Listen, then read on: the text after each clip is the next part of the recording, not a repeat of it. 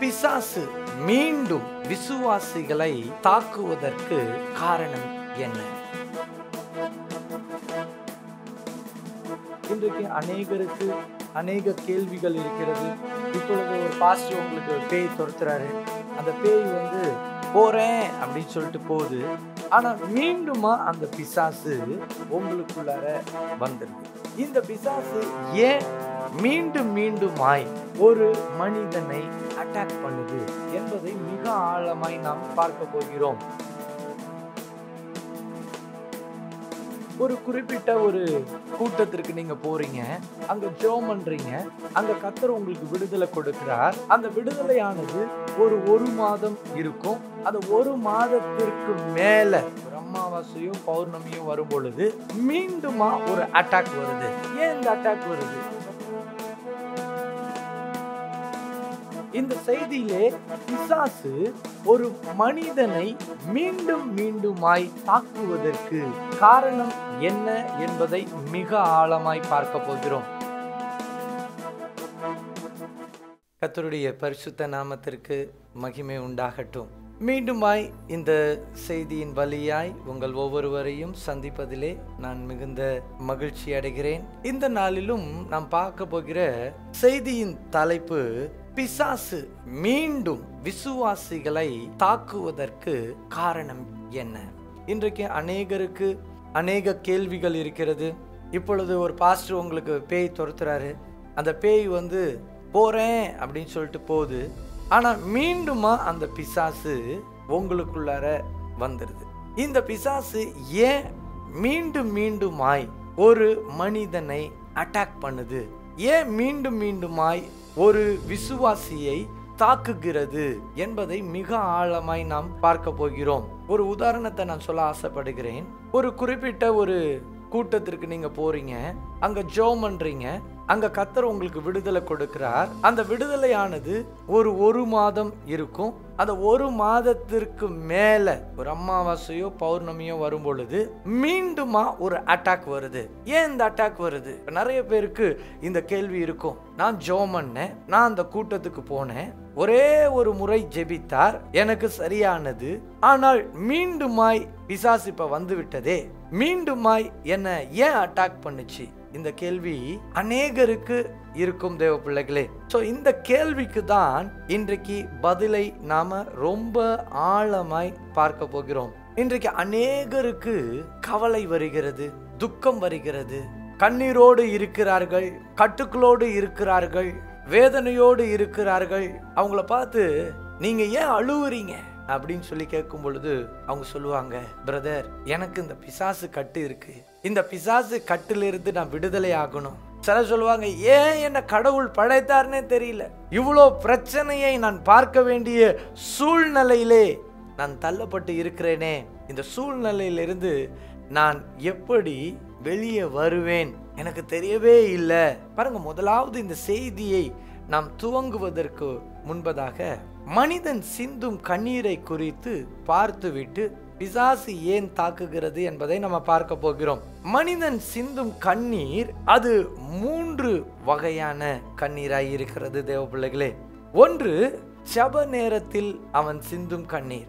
2, மனவேதனையிலும் துக்கத்திலும் அவன் சிந்தும் கண்ணீர். 3, நம்முடைய ஜெபத்திற்கு பதில் கிடைக்காமல் சிலர் அழுவார்கள். நான் எவ்வளவு ஜெபிக்கிறேன், என்னுடைய ஜெபத்திற்கு பதில் கிடைக்கவில்லை. சரி, கண்ணீரை குறித்து அதிகமாய் அறிந்தவர் யார் என்று சொல்லி நம்ம பார்க்கும் பொழுது நம்முடைய கர்த்தராகிய இயேசு கிறிஸ்துவாய் இருக்கிறார் தேவ பிள்ளைகளே.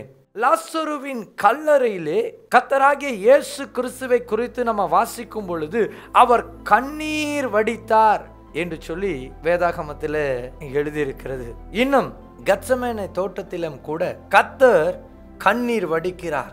சில நேரத்திலே நமக்கும் அவரை போலவே கண்ணீர் வருகிறது. கர்த்தராகிய இயேசு கிறிஸ்துவுடைய வாழ்க்கையை நம்ம பார்க்கும் பொழுது ஒருபுறம் லாசருடைய வாழ்க்கையிலே நடந்த அவங்க குடும்பத்தை பார்த்து அவங்க சகோதரிகள் அழும் பொழுது அவருக்கும் அந்த மனதுருக்கம் உள்ள அந்த இருதயத்திலே அவரும் கண்ணீர் வடிக்கிறார். அது மனதுருக்கத்தோடு இருக்கக்கூடிய கண்ணீராய் இருக்கிறது. மற்றொரு கண்ணீர், அங்கே கெத்செமனே தோட்டத்திலே அவர் ஜெபிக்கிறார். அந்த கண்ணீரிலே ஒரு பயம் கலந்த கண்ணீர். தேவனுடைய சித்தம் என்னுடைய வாழ்க்கையிலே நடக்க போகிறது. சிலுவையிலே நான் இரத்தம் சிந்த வேண்டும். இது தேவனுடைய சித்தம். அந்த சித்தத்தை அறிந்து, அந்த பாடுகளை அறிந்து ஒரு பயம் கலந்த கண்ணீர். இன்றைக்கு மனிதர்களுடைய வாழ்க்கையில பாத்தீங்கன்னா இப்படியாப்பட்ட பயம் கலந்த கண்ணீர் வருவது உண்டு. அநேக நேரத்திலே நம்மளுடைய இருதயத்துல ஒரு பயம் கலந்த கண்ணீர் வரும். ஐயோ, என்னுடைய ஃபியூச்சர் என்ன ஆகும், என்னுடைய வாழ்க்கை என்ன ஆகும், கர்த்தர் தான் எனக்கு உதவி செய்ய வேண்டும். வேதம் சொல்லுகிறது, மத்தேயு 8ஆம் அதிகாரம் 17ஆம் வசனத்தை நாம் வாசிக்கும் பொழுது வேதம் இவ்வாறாக சொல்லுகிறது, அவர் தாமே நம்முடைய பலவீனங்களை ஏற்றுக்கொண்டு நம்முடைய நோய்களை சுமந்தார் என்று ஏசாயா தீர்க்கதரிசியினால் உரைக்கப்பட்டது நிறைவேறும்படி இப்படி நடந்தது. நம்முடைய பலவீனம் அது எப்படியாப்பட்ட பலவீனமாய் இருந்தாலும் அதை அவர் சுமக்கிறார். எது எல்லாம் பலவீனம், எப்படியாப்பட்ட பாவம் இருந்தாலும் பலவீனம். ஒரு மனிதனுக்கு கோபம் வந்தால் அது அவனுக்கு ஒரு பலவீனம். ஒரு மனிதனுக்கு பொறாமை வந்தால் அது அவனுடைய பலவீனம். ஒரு மனிதன் கவலையோடு எப்பொழுதும் இருப்பார்கள் என்றால் அது அவர்களுடைய பலவீனம். சிலருக்கு ஏன் தான் இந்த பிசாசு என்னை தாக்கி கொண்டே இருக்கிறது, எனக்கு கவலையும் கண்ணீருமாய் இருக்கிறது, அது ஒரு பலவீனம். வேதம் சொல்லுகிறது, அவர் தாமே நம்முடைய பலவீனங்களை ஏற்றுக்கொள்ளுகிறார். அதனாலதான் வேதம் சொல்லுகிறது, கர்த்தர் மேல் உன் பாரத்தை வைத்து விடு என்று சொல்லி. வேதம் சொல்லுகிறது, அவர் மேல நம்மளுடைய பலவீனம் எல்லாவற்றையும் நாம் வைக்க வேண்டுமா? வெளிப்படுத்தின விசேஷம் 7ஆம் அதிகாரம் 17ஆம் வசனத்தை நம்ம வாசிக்கும் பொழுது வேதம் இவ்வாறாக சொல்லுகிறது, சிங்காசனத்தின் மத்தியில் இருக்கிற ஆட்டுக்குட்டியானவரே இவர்களை மேய்த்து இவர்களை ஜீவ தண்ணீருள்ள ஊற்றண்டைக்கு நடத்துவார். தேவன் தாமே இவர்களுடைய கண்ணீர் யாவையும் துடைப்பார் என்றான். தேவன் தாமே இவருடைய கண்ணீர் யாவையும் துடைப்பார். இந்த மகிமையுள்ள ராஜாதி ராஜாவை குறித்து வேதம் சொல்லுகிறது, அவர் சிங்காசனத்திலே வீற்றிருக்கிற தேவன், அவர் நம்முடைய கண்ணீரை துடைக்கிற தேவன். உங்களுடைய கண்ணீரை அவர் துடைக்கிற தேவனாய் இருக்கிறார். தேவ பிள்ளைகளே, இன்றைக்கு கர்த்தர் உங்களை பார்த்து சொல்லுகிறார், உங்கள் பலவீனத்தை என் மீது சுமருங்கள், உங்கள் கண்ணீரை நான் துடைப்பேன் என்று சொல்லி கர்த்தர் சொல்லுகிறார். கண்ணீரை துடைக்கிற தேவன் இன்றைக்கு நம்மளோடு கூட இருக்கிறார். ஆனால் இன்றைக்கு அநேகருக்கு அநேக கேள்விக்குறிகள் இருக்கிறது. அவர் பலவீனங்களை சுமப்பார் என்று சொல்லி வேதம் சொல்லுகிறது, அவர் கண்ணீரை துடைப்பார் என்று சொல்லி வேதம் சொல்லுகிறது. ஆனால் என்னுடைய வாழ்க்கையிலே நான் எப்பொழுதும் நான் கலங்கி கொண்டிருக்கிறேன், எப்பொழுதும் நான் அழுது புலம்பிக் கொண்டிருக்கிறேன். அவர் என்னுடைய கண்ணீரை துடைப்பாரா? அவர் என் வாழ்க்கையை பார்ப்பாரா? அவர் எப்படி என் கண்ணீரை துடைப்பார்? அவர் என்னுடைய பலவீனங்களை ஏற்றுக்கொண்டாரா என்ற பல கேள்விகள் இருக்கும். அநேக நேரத்தில் ஒரு சில நோய்களுக்காக சுகம் ஆவதற்காக நம்ம ஜெபம் பண்ணுவோம், அந்த நோய் சுகமாகாது. ரொம்ப நாளா ஜெபிச்சுட்டு இருப்போம், அந்த நோய் சுகமாகாம இருக்கும்.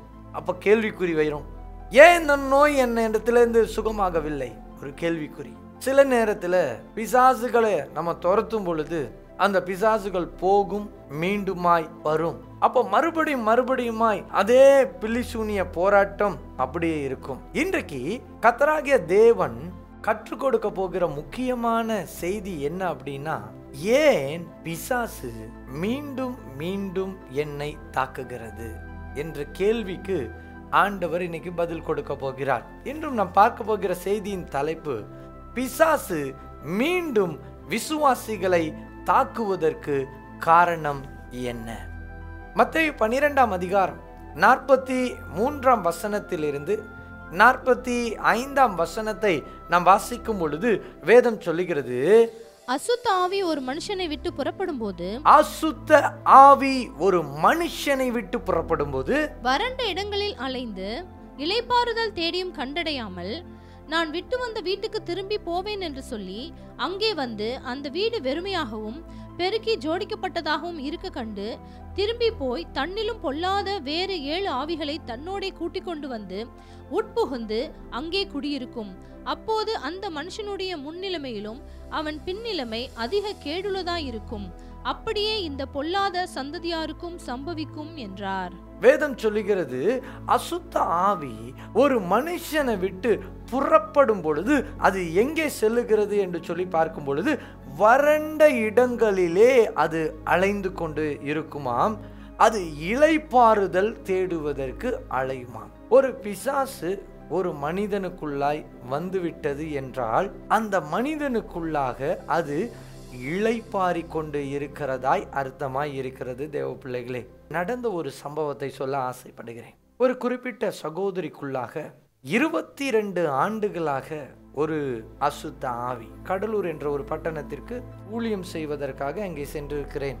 அங்கே ஒரு சபை, அந்த சபையிலே எல்லாருக்காகவும் செபிக்கும் பொழுது கடைசியாக மெலிந்த உடலோடு ரொம்ப சோகமான தோற்றம் அந்த அம்மாவுக்கு அவங்க கணவனார் அழைத்து வந்தார். அவர் சொன்னார், பிரதர், என் ஒய்ஃப் கல்யாணம் பண்ணும் பொழுது நல்லா இருந்தாங்க, ஆனா கல்யாணமாகி எங்களுக்கு 24 வருஷம் ஆகிறது. 2 வருஷம் என்னோடு நன்றாக இருந்தார்கள். அதற்கு பிற்பாடு அவர்களுடைய வாழ்க்கை ஸ்டைலே நல்லா இல்ல. ஒரு மாதிரி சோகமா இருப்பாங்க. உடல்ல அடிக்கடி பலவீனம் வரும். நிறைய போராட்டங்கள் எங்க வீட்டுல இருக்குது. எங்களுக்காக நீங்க ஜெபிக்க வேண்டும் என்றார். அந்த குறிப்பிட்ட சகோதரிக்காக என்னுடைய கரங்களை அவர்கள் மீது வைக்கும் பொழுது ஒரு மரித்த ஆவி சத்தமிட்டது. அந்த மரித்த ஆவி சொன்னது, நான் கேட்டேன் அந்த மரித்த ஆவிகிட்ட, நீ எப்பொழுது மரித்தாய் என்று சொல்லி நான் கேட்டேன். அப்பொழுது அது சொன்னது, நான் 23 ஆண்டுகளுக்கு முன்பதாக நான் மரித்தேன். அப்பொழுது நான் கேட்டேன், எப்படி மரித்தாய்? சொன்னது, நான் ஒரு காட்டுக்குள்ளாக நான் இருக்கும் பொழுது அங்கே என்னை கொன்று போட்டு விட்டார்கள். கொன்று போட்டு விட்டு என்னை தூக்கி ஒரு கிணற்றுக்குள்ளாக போட்டுவிட்டு சென்று விட்டார்கள். அவ்வளவுதான்.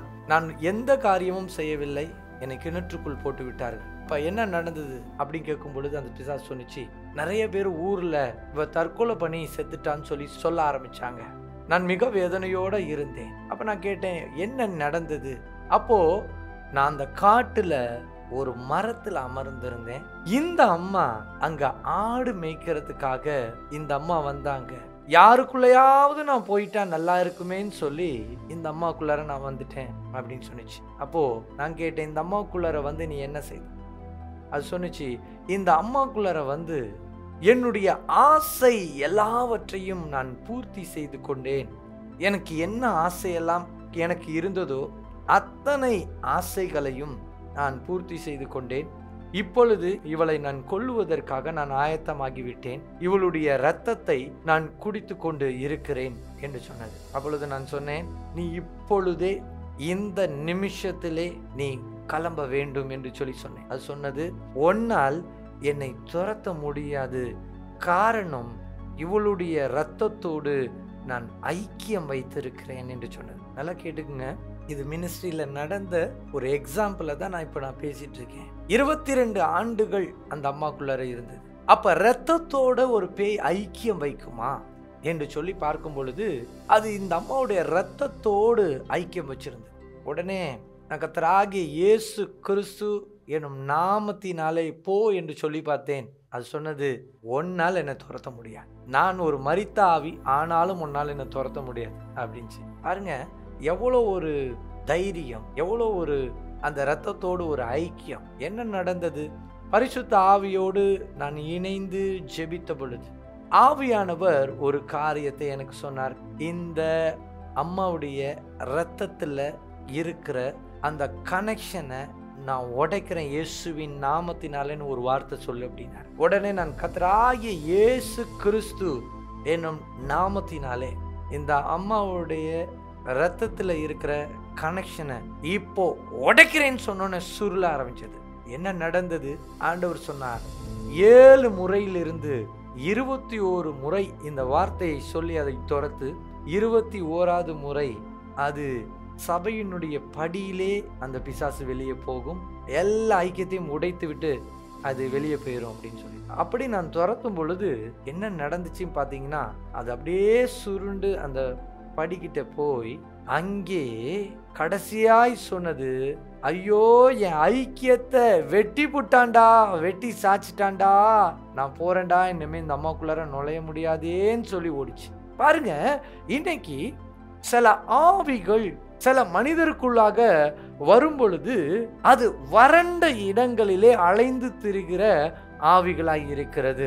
ஒரு போதகருடைய வாழ்க்கையில நடந்த ஒரு சம்பவம். அந்த போதகர் தன்னுடைய ஊழியத்திற்காக அவர் கிளம்பி கொண்டு இருக்கிறார். அவங்களுக்கு இருக்கிற குழந்தை வெளியில விளையாண்டுட்டு இருக்கிறான். என்ன பண்ணிடுச்சு இந்த பிசாசு, அதாவது அவர் கிளம்பிட்டு இருக்கும் பொழுது அவங்க வீட்டு காம்பவுண்டு மேல ஒரு பிசாசு ஒன்று உக்காந்துக்குச்சு. இப்ப அந்த கூட்டத்துக்கு விரோதமா செயல்படுற ஒரு ஆவி, அதுக்கு ஒரு பயம் வந்துடுச்சு. இந்த கூட்டத்துக்கு இந்த ஆள் வரப்போறான், நம்மளை துரத்த போறான், அதனால இவன் யாருன்னு சொல்லி அங்க போய் பார்த்து இவன் வருவதற்கு தடையை செய்யணும்னு சொல்லி நேரா அங்க வந்துடுச்சு. காம்பவுண்ட்ல உட்காந்துருக்கு. அந்த போதகருடைய பிள்ளை வெளியில விளையாண்டுட்டு இருக்கு. திடீர்னு வந்து போதகரை தாக்குவதற்காக வந்திருக்குது. தாக்க முடியவில்லை. வீட்டை சூழ்ந்து அக்கினி. ஆனா பிள்ளை வெளியில விளையாண்டுட்டு இருக்குது. என்ன பண்ணிருக்கு இந்த பிசாசு, வீட்டுக்குள்ளார போக முடியல, போதகரையும் தொட முடியல. வெளியில பார்த்தா பிள்ளை விளையாண்டுட்டு இருந்தோன்னே பிள்ளைய தள்ளி விட்டுட்டு போயிடுச்சு. பிள்ளைய தள்ளி விட்டோடனே காலில் செராச்சி, பிள்ளைக்கு ஒரே ரத்தம். அவருக்கு போதகருக்கு தெரியவில்லை. பிள்ளைய அழைச்சிட்டு போயிட்டு ஏன் வெளியில விளையாண்ட, ஜாக்கிரதையா விளையாட வேண்டியது தானேன்னு சொல்லி அதுக்கு ஆயின்மெண்ட் போட்டு அவர் ஊழியத்துக்கு கிளம்பி போயிட்டார். ஊழியத்துக்கு கிளம்பி போய் அந்த ஊழியத்தை நடத்தி ஒரு அம்மாவுக்குள்ள இருக்க பேயை துரத்துனா அந்த பிசாசு சொல்லுது, உன் வீட்டை பார்ப்பதற்காக வந்தேன், நீ என்னை துரத்துவதற்காக இங்க வருவாய் என்று சொல்லி எனக்கு தெரியும். ஆனா உன் வீட்டை தொட முடியல. வெளியில உன் புள்ள விளையாண்டுட்டு இருந்தா அந்த புள்ளைய காலை வாரிட்டேன், நான் தான் பண்ணேன். அந்த போதகருக்கு ஆச்சரியமாய் இருந்ததான். அசுத்த ஆவி ஒரு மனுஷனை விட்டு புறப்படும் பொழுது வறண்ட இடங்களில் அலைந்து இளைப்பாறுதல் தேடியும் கண்டடையாமல். ஒரு முறை டெஷுவா விடுதலை பெருவிழா என்ற அந்த கூட்டத்தில் ஒரு வாலிப பையனை அழைச்சிட்டு வந்திருந்தாங்க. அந்த வாலிப பையனுக்குள்ளார 3 பிசாசுகள் இருந்தது. அது அலக்கழிக்குது. நான் கேட்டேன், நீ பில்லி சூனி ஆவியா, நீ மந்திரவாதத்தின் ஆவியா? உன்னை சொன்னிச்சு, இல்லை இல்லை, நாங்கள் எந்த ஆவியும் இல்லை, நாங்க வழிபோக்க ஆவிகள் அப்படின்னு சொன்னிச்சு. சரி, நீ வழிபோக்க ஆவியா அப்படின்னா என்ன அப்படின்னு சொல்லி கேட்டா அது சொன்னிச்சு, நாங்க பாட்டுக்கு தெருவுல அங்கங்க நாங்க சுத்திக்கிட்டே தெரிவோம். யாராவது பலவீனமான மனுஷன் வந்தா அவனை பிடிச்சி அவனுக்குள்ளார நாங்க போயிடுவோம். நாங்க போயிட்டு அவனை வந்து நாங்க டிஸ்டர்ப் பண்ணுவோம். அது போல 3 பேரும் வழிபோக்க ஆவிகள் தான். இந்த வாலிபன் ரொம்ப அசுத்தமான வாழ்க்கை வாழ்ந்தவன். இவன் வந்தான், நாங்க பேசணும், ரொம்ப நல்ல பையனா இருக்கிறானே, இவனுக்குள்ளார நம்ம போயிடலாம் அப்படின்னு சொல்லி 3 மாசம் நாங்க இருந்தோம் அப்படின்ச்சு. அன்னைக்கு நான் அதை துரத்துனேன். ஏன் அந்த வழிபோக்க ஆவிகள் வருகிறது? வேதம் சொல்லுகிறது, இளைப்பாறுதல் தேடியும் கண்டடையாமல். யாருக்குள்ளாராவது அது போயிடும். இளைப்பாறுதல் தேடியும் கண்டடையாமல் நான் விட்டு வந்த என் வீட்டுக்கு திரும்பி போவேன் என்று சொல்லி அங்கே வந்து அந்த வீடு வெறுமையாகவும் பெருக்கி ஜோடிக்கப்பட்டதாகவும் இருக்க கண்டு. சிலருக்குள்ளார வந்து பார்த்தீங்கன்னா சில ஆவிகளை துரத்துவோம்.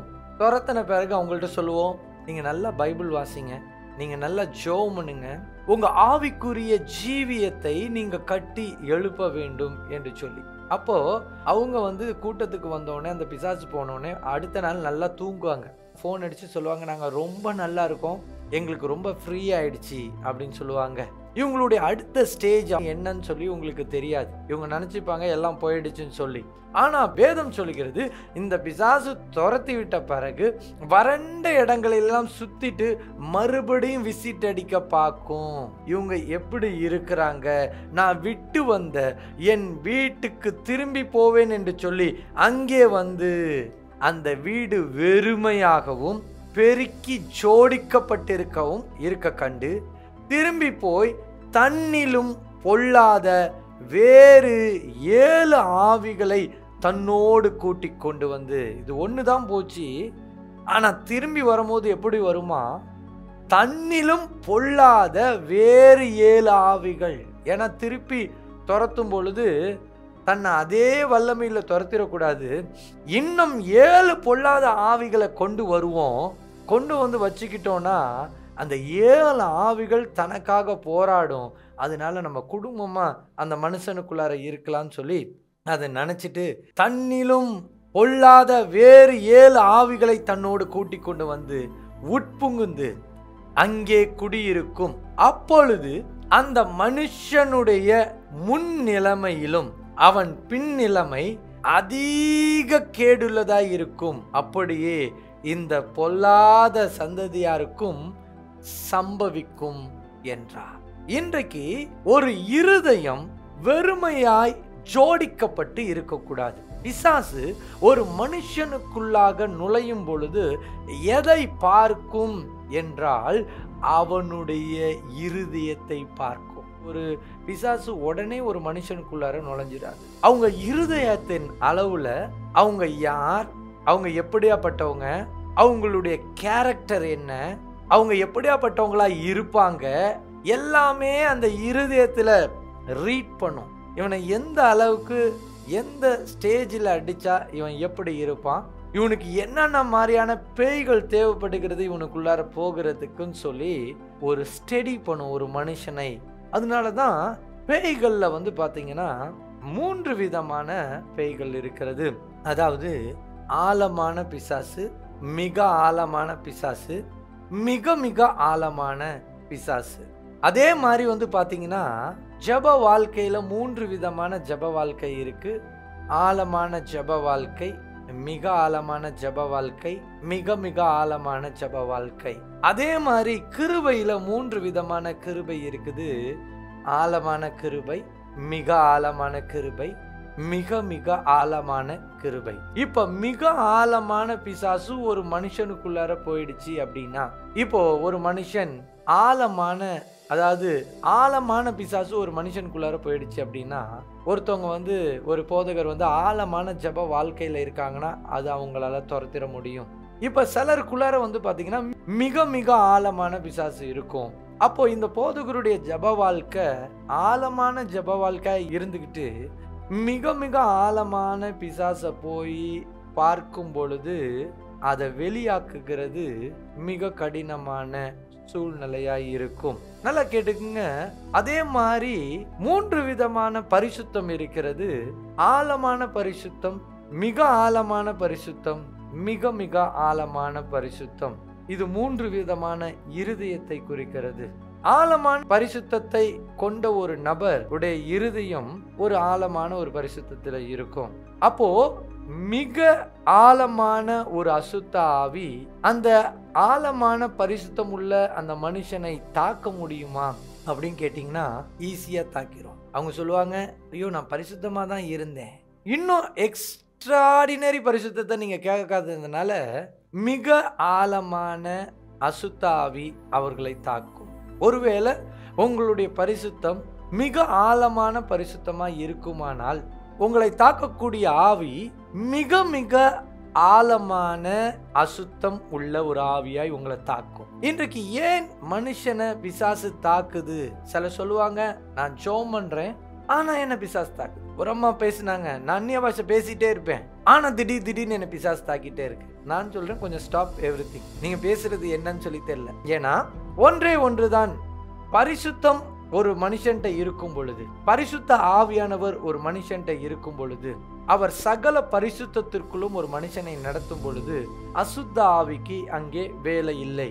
ஆனா நீங்க ஒரு அந்நிய பாஷை பேசுறீங்க, பரிசுத்தமா இருக்கீங்கன்னு வச்சுப்போமே, உங்களை தாக்குது அப்படின்னா உங்களுடைய இருதயம் எந்த அளவு பரிசுத்தம் உள்ள இருதயமா இருக்குது? ஆழமான பரிசுத்தமா, மிக ஆழமான பரிசுத்தமா, மிக மிக ஆழமான பரிசுத்தமா? இன்றைக்கு இந்த இருதயத்தை குறித்து தான் நாம் மிக ஆழமான இந்த செய்தியை நாம் பார்க்க போகிறோம். இருதயத்தை குறித்து வேதம் சொல்லுகிறது, இருதயம் வெறுமையாய் இருக்கும் போதும் ஜோடிக்கப்பட்டு இருக்கும் பொழுதும் வேதம் சொல்லுகிறது, அங்கே பிசாசானவன் பொல்லாத 7 ஆவிகளை அழைச்சிட்டு அந்த ஆளுக்குள்ளார உக்காந்துக்கிறான். அப்போ வெறுமையான இருதயம் எதை குறிக்கிறது என்று சொல்லி முதலாவது பார்க்கும் பொழுது கர்த்தர் இல்லாத இருதயத்தை குறிக்கிறது. முதலாவது பிசாசு வெறுமையான இருதயத்தை பார்ப்பான். அந்த இருதயம் எப்படி இருக்கிறது? ஒருவேளை கொஞ்சோண்டு பரிசுத்தம் இருக்குது, கொஞ்சம் ஜப வாழ்க்கை இருக்குது, கொஞ்சம் வேத தியானம் இருக்குது, கொஞ்சம் ஆனா உலக பிரகாரமான அசுத்தம், மாம்ச இச்சை, இன்னும் என்ன சொல்றது, கோபம், வெறிகள், வைராக்கியம் இதெல்லாம் இருக்கும் பொழுது அந்த இருதயத்துல வெறுமையான இடம் இருக்குன்றத பிசாசு பார்த்து தெரிஞ்சுட்டு போய்க்கும். இதுக்கு பேர் தான் கொஞ்சம் ஜோடிக்கப்பட்ட இருதயம். அப்ப இந்த ஜோடிக்கப்பட்ட இருதயம் என்றால் என்ன? எப்படி இந்த இருதயம் ஜோடிக்கப்பட்டு இருக்கும்? இந்த நாளிலே சில ஜோடனைகளை குறித்து நம்ம பார்க்க போகிறோம் தேவ பிள்ளைகளே. ஒரு மனுஷனை பிசாசு அட்டாக் பண்ணக்கூடிய முதல் ஜோடனை என்ன அப்படின்னு சொல்லி பார்த்தீங்கன்னா, கவலை என்பது முதல் ஜோடனையா இருக்குது. முதல்ல ஒரு பிசாசு ஒரு மனுஷனை அட்டாக் பண்ணும் பொழுது முதல்ல இருதயத்தை வெறுமையாக்கும், அதுக்கப்புறம் அதை ஜோடிச்சு வைக்கும்.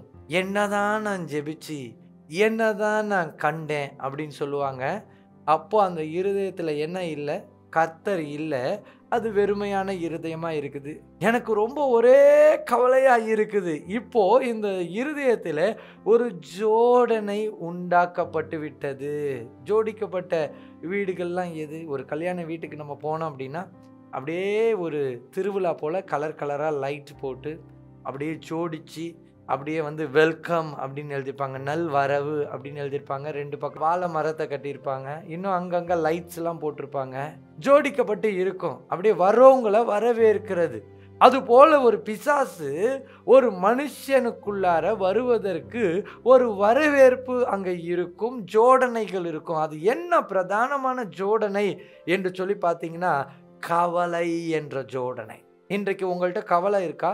நீங்கள் பிசாசுனால அட்டாக் ஆகுவீங்க. ஏன் பிசாசு மீண்டும் உங்களை அட்டாக் பண்ணுது அப்படின்னா, ஏதாகிலும் ஒரு கவலையை அவன் கொடுக்கணும். அந்த கவலையை கொடுத்த பிறகு அது உங்களை அட்டாக் பண்ணும். கவலை குறித்து வேதம் என்ன சொல்லுகிறது? மத்தேயு 6ஆம் அதிகாரம் 31ஆம் வசனத்திலிருந்து 33ஆம் வசனம் வரையும் நம்ம வாசிக்கும் பொழுது வேதம் சொல்லுகிறது, ஆகையால் எண்ணத்தை உண்போம், எண்ணத்தை குடிப்போம் என்று கவலைப்படாதிருங்கள். இவைகளை எல்லாம் அஞ்ஞானிகள் நாடி தேடுகிறார்கள். இவைகளெல்லாம் உங்களுக்கு வேண்டியவைகள் என்று உங்கள் பரமபிதா அறிந்திருக்கிறார். முதலாவது தேவனுடைய ராஜ்யத்தையும் அவருடைய நீதியையும் தேடுங்கள், அப்பொழுது இவைகளெல்லாம் உங்களுக்கு கூட கொடுக்கப்படும். இன்றைக்கு முதல் ஜோடனை என்ன அப்படின்னா, உலக பிரகாரமான கவலை, மாம்ச பிரகாரமான கவலை. இதுதான் முதல் ஜோடனை.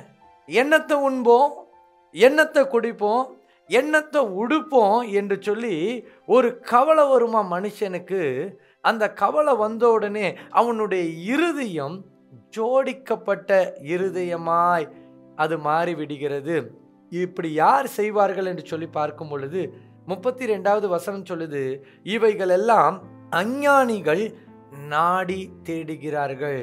கர்த்தருக்கு பிரியமில்லாத அஞ்ஞானிகள் எதை நாடி தேடுவார்களாம்? எண்ணத்தை உண்போம், எண்ணத்தை உடுப்போம். உடுப்பை தேடுவாங்க, குடிக்கிற காரியத்தை தேடுவாங்க, உண்ணுகிற காரியத்தை தேடுவாங்க.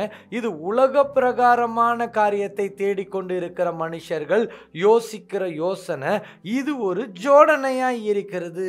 ஒரு மனுஷனுடைய இருதயத்தில் எது முதல் ஜோடனை அப்படின்னு சொல்லி பார்த்தீங்கன்னா, உலக கவலை தான் முதல் ஜோடனையாக இருக்குது.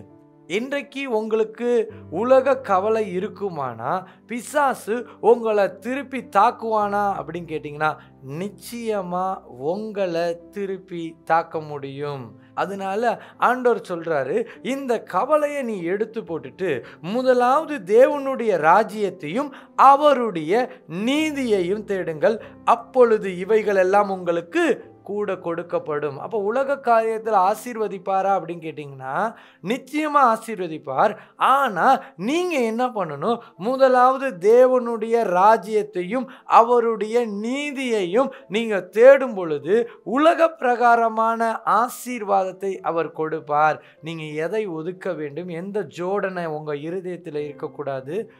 உலக கவலை என்ற ஜோடனை உங்களுடைய இருதயத்தில் இருக்கக்கூடாது. கவலையை நீங்கள் நீக்கி போட்டு தேவனை தேடுங்கள். அதனால தான் வேதம் சொல்லுகிறது, பிலிப்பியர் 4ஆம் அதிகாரம் 6ஆம் வசனத்தை நம்ம வாசிக்கும் பொழுது வேதம் வராக சொல்லுகிறது, நீங்கள் ஒன்றுக்கும் கவலைப்படாமல் எல்லாவற்றையும் குறித்து உங்கள் விண்ணப்பங்களை ஸ்தோத்திரத்தோட கூடிய ஜெபத்தினாலும் வேண்டுதலினாலும் தேவனுக்கு தெரியப்படுத்துங்கள். நீங்க முதலாவது தேவனுடைய ராஜ்யத்தையும் அவருடைய அவருடைய நீதியும் தேடும் பொழுது ஆண்டவர் சொல்றாரு, உங்க விண்ணப்பத்தை நீங்க ஸ்தோத்திரத்தோடு கூடிய ஜெபத்திலையும் வேண்டுதலையும் தேவனிடத்தில் தெரியப்படுத்திருங்க. அப்ப கவலையை நீக்கி எப்படி தேவனை தேட வேண்டும்? விண்ணப்பங்களை ஸ்தோத்திரத்தோடு ஜெபத்திலும் வேண்டுதலிலும் நாம அந்த விண்ணப்பத்தை வைக்கணும். இப்போ முதல்ல நீங்க என்ன பண்ண போறீங்க? அந்த முதல் ஜோடனை உங்க இருதயத்தில் இருக்கக்கூடாது. அப்போ நீங்க ஜெபிக்கிறவர்களாய் மாறி நீங்க விண்ணப்பம் பண்ணும் பொழுது ஸ்தோத்திரத்தோடு அந்த விண்ணப்பத்தை எடுத்துட்டு போய் கர்த்தர்ட்ட கொடுத்துடணும். இதை தான் இன்னைக்கு ஆண்டவர் உங்களோடு பேசி கொண்டு இருக்கிறார். தேவ பிள்ளைகளே, இன்னைக்கு கர்த்தரை நோக்கி பார்த்து, ஆண்டவரே இந்த முதல் ஜோடனை எனக்கு வேணாம். இந்த முதல் ஜோடனை இருந்ததுன்னா பிசாசு என்னை அட்டாக் பண்ணுறதுக்கு காரணமே இந்த முதல் ஜோடனை தான். அதனால என் இருதயத்தில் இந்த முதல் ஜோடனை வேணவே வேணாம் ஆண்டவரேன்னு சொல்லி நீங்கள் ஜெபிக்கணும். இரண்டாம் ஜோடனை எது அப்படின்னு சொல்லி பார்த்தீங்கன்னா பயம் என்ற ஜோடனை. இதை குறித்து உபாகமம் 31:6 மோசே இஸ்ரவேல் ஜனங்களை பார்த்து இப்படியாக சொல்லுகிறார், நீங்கள் பலன் கொண்டு திடமனதாயிருங்கள், நீங்கள் பலன் கொண்டு திடமனதாயிருங்கள், அவர்களுக்கு பயப்படவும் திகைக்கவும் வேண்டாம். உன் தேவனாகிய கர்த்தர் தாமே உன்னோட கூட வருகிறார், அவர் உன்னை விட்டு விலகுவதும் இல்லை, உன்னை கைவிடுவதும் இல்லை என்று சொன்னான். மோசே அங்கே இஸ்ரவேல் ஜனங்களை பார்த்து தேவன் சொல்லுகிறார், நீங்கள் பலன் கொண்டு திடமனதாய் இருங்கள், அவர்களுக்கு பயப்படவும் திகைக்கவும் வேண்டாம். சத்துருவை பார்த்து பயப்படாதீங்க, உங்க எதிரியை பார்த்து பயப்படாதீங்க. இன்னைக்கு நம்ம ஜெபிக்கும் பொழுது உங்களுக்கு சில பில்லி சூனிய கிரியை இருக்கிறது. ஐயோ என்னன்னே தெரியல, பயமா இருக்கே. இது என்னது? பயம் இருந்துட்டு போகுது, வச்சா வைக்கிறான். எதுக்கு பயப்படணும்? முதல்ல பயத்தை தூக்கி போடுங்க. முதலாவது பிசாசு ஒரு மனுஷனுக்குள்ளார நுழையிறதுக்கு ஒரு பயம் ஒரு மனுஷன்ட்ட இருந்தது அப்படின்னா அந்த பயத்தின் வழியாவே பிசாசு அந்த மனுஷனை என்ன பண்ணிடும்? அட்டாக் பண்ணிடும். சிலருக்கு கால் எரிச்சல் வந்த உடனே நினைப்பாங்க, எனக்கு சுகர் இருக்குமோ? இதை அறிக்கை செஞ்சுக்கிட்டே இருப்பாங்க. அவங்களுக்கு என்ன வந்துடும்? சுகர் வந்துடும். ஒரு பயம், ஒருவேளை கிட்னி கிட்ட வலிக்கிற மாதிரியே இருக்கு, ஒருவேளை கிட்னியில் ஸ்டோன் ஃபார்ம் ஆயிடுச்சோ, அது ஸ்டோனாக தான் இருக்குமோ, இல்லை கிட்னி எதுவும் சரியாக ஃபங்க்ஷன் ஆகலையோ அப்படின்னு நம்ம நினச்சோம் அப்படின்னா அதற்கு பேர் என்ன? பயத்தினால் ஒரு அறிக்கை செய்கிறீர்கள். அந்த அறிக்கையானது அந்த குறிப்பிட்ட ஆவியை கூப்பிடும். அந்த நோயை அந்த ஆவி கொடுக்கும். ஒரு குறிப்பிட்ட கிராமத்தில் ஒரு வீட்டில் ஒரு பொண்ணு படிச்சுட்டு இருந்தான். அந்த வீட்டுக்கு வெளியில் அந்த ஸ்ட்ரீட் லைட்டில் உட்காந்து படிக்க வேண்டிய ஒரு சூழ்நிலை. அதனால வெளியில் உட்காந்து படிச்சுட்டு இருந்திருக்கிறாப்புல. இவங்க அம்மா நைட்டு சாப்பாடுக்காக சாப்பாடெலாம் செஞ்சுட்டு அந்த பொண்ணை கூப்பிட்டு பார்த்துருக்குறாங்க.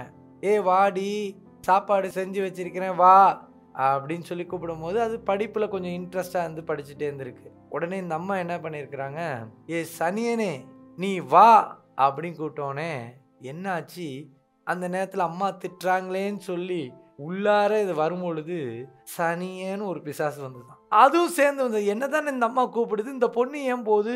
ஓ இந்த பொண்ணு என்னோட சேர்ந்தது தான் போல இருக்குன்னு இந்த பொண்ணுக்குள்ளார போச்சு.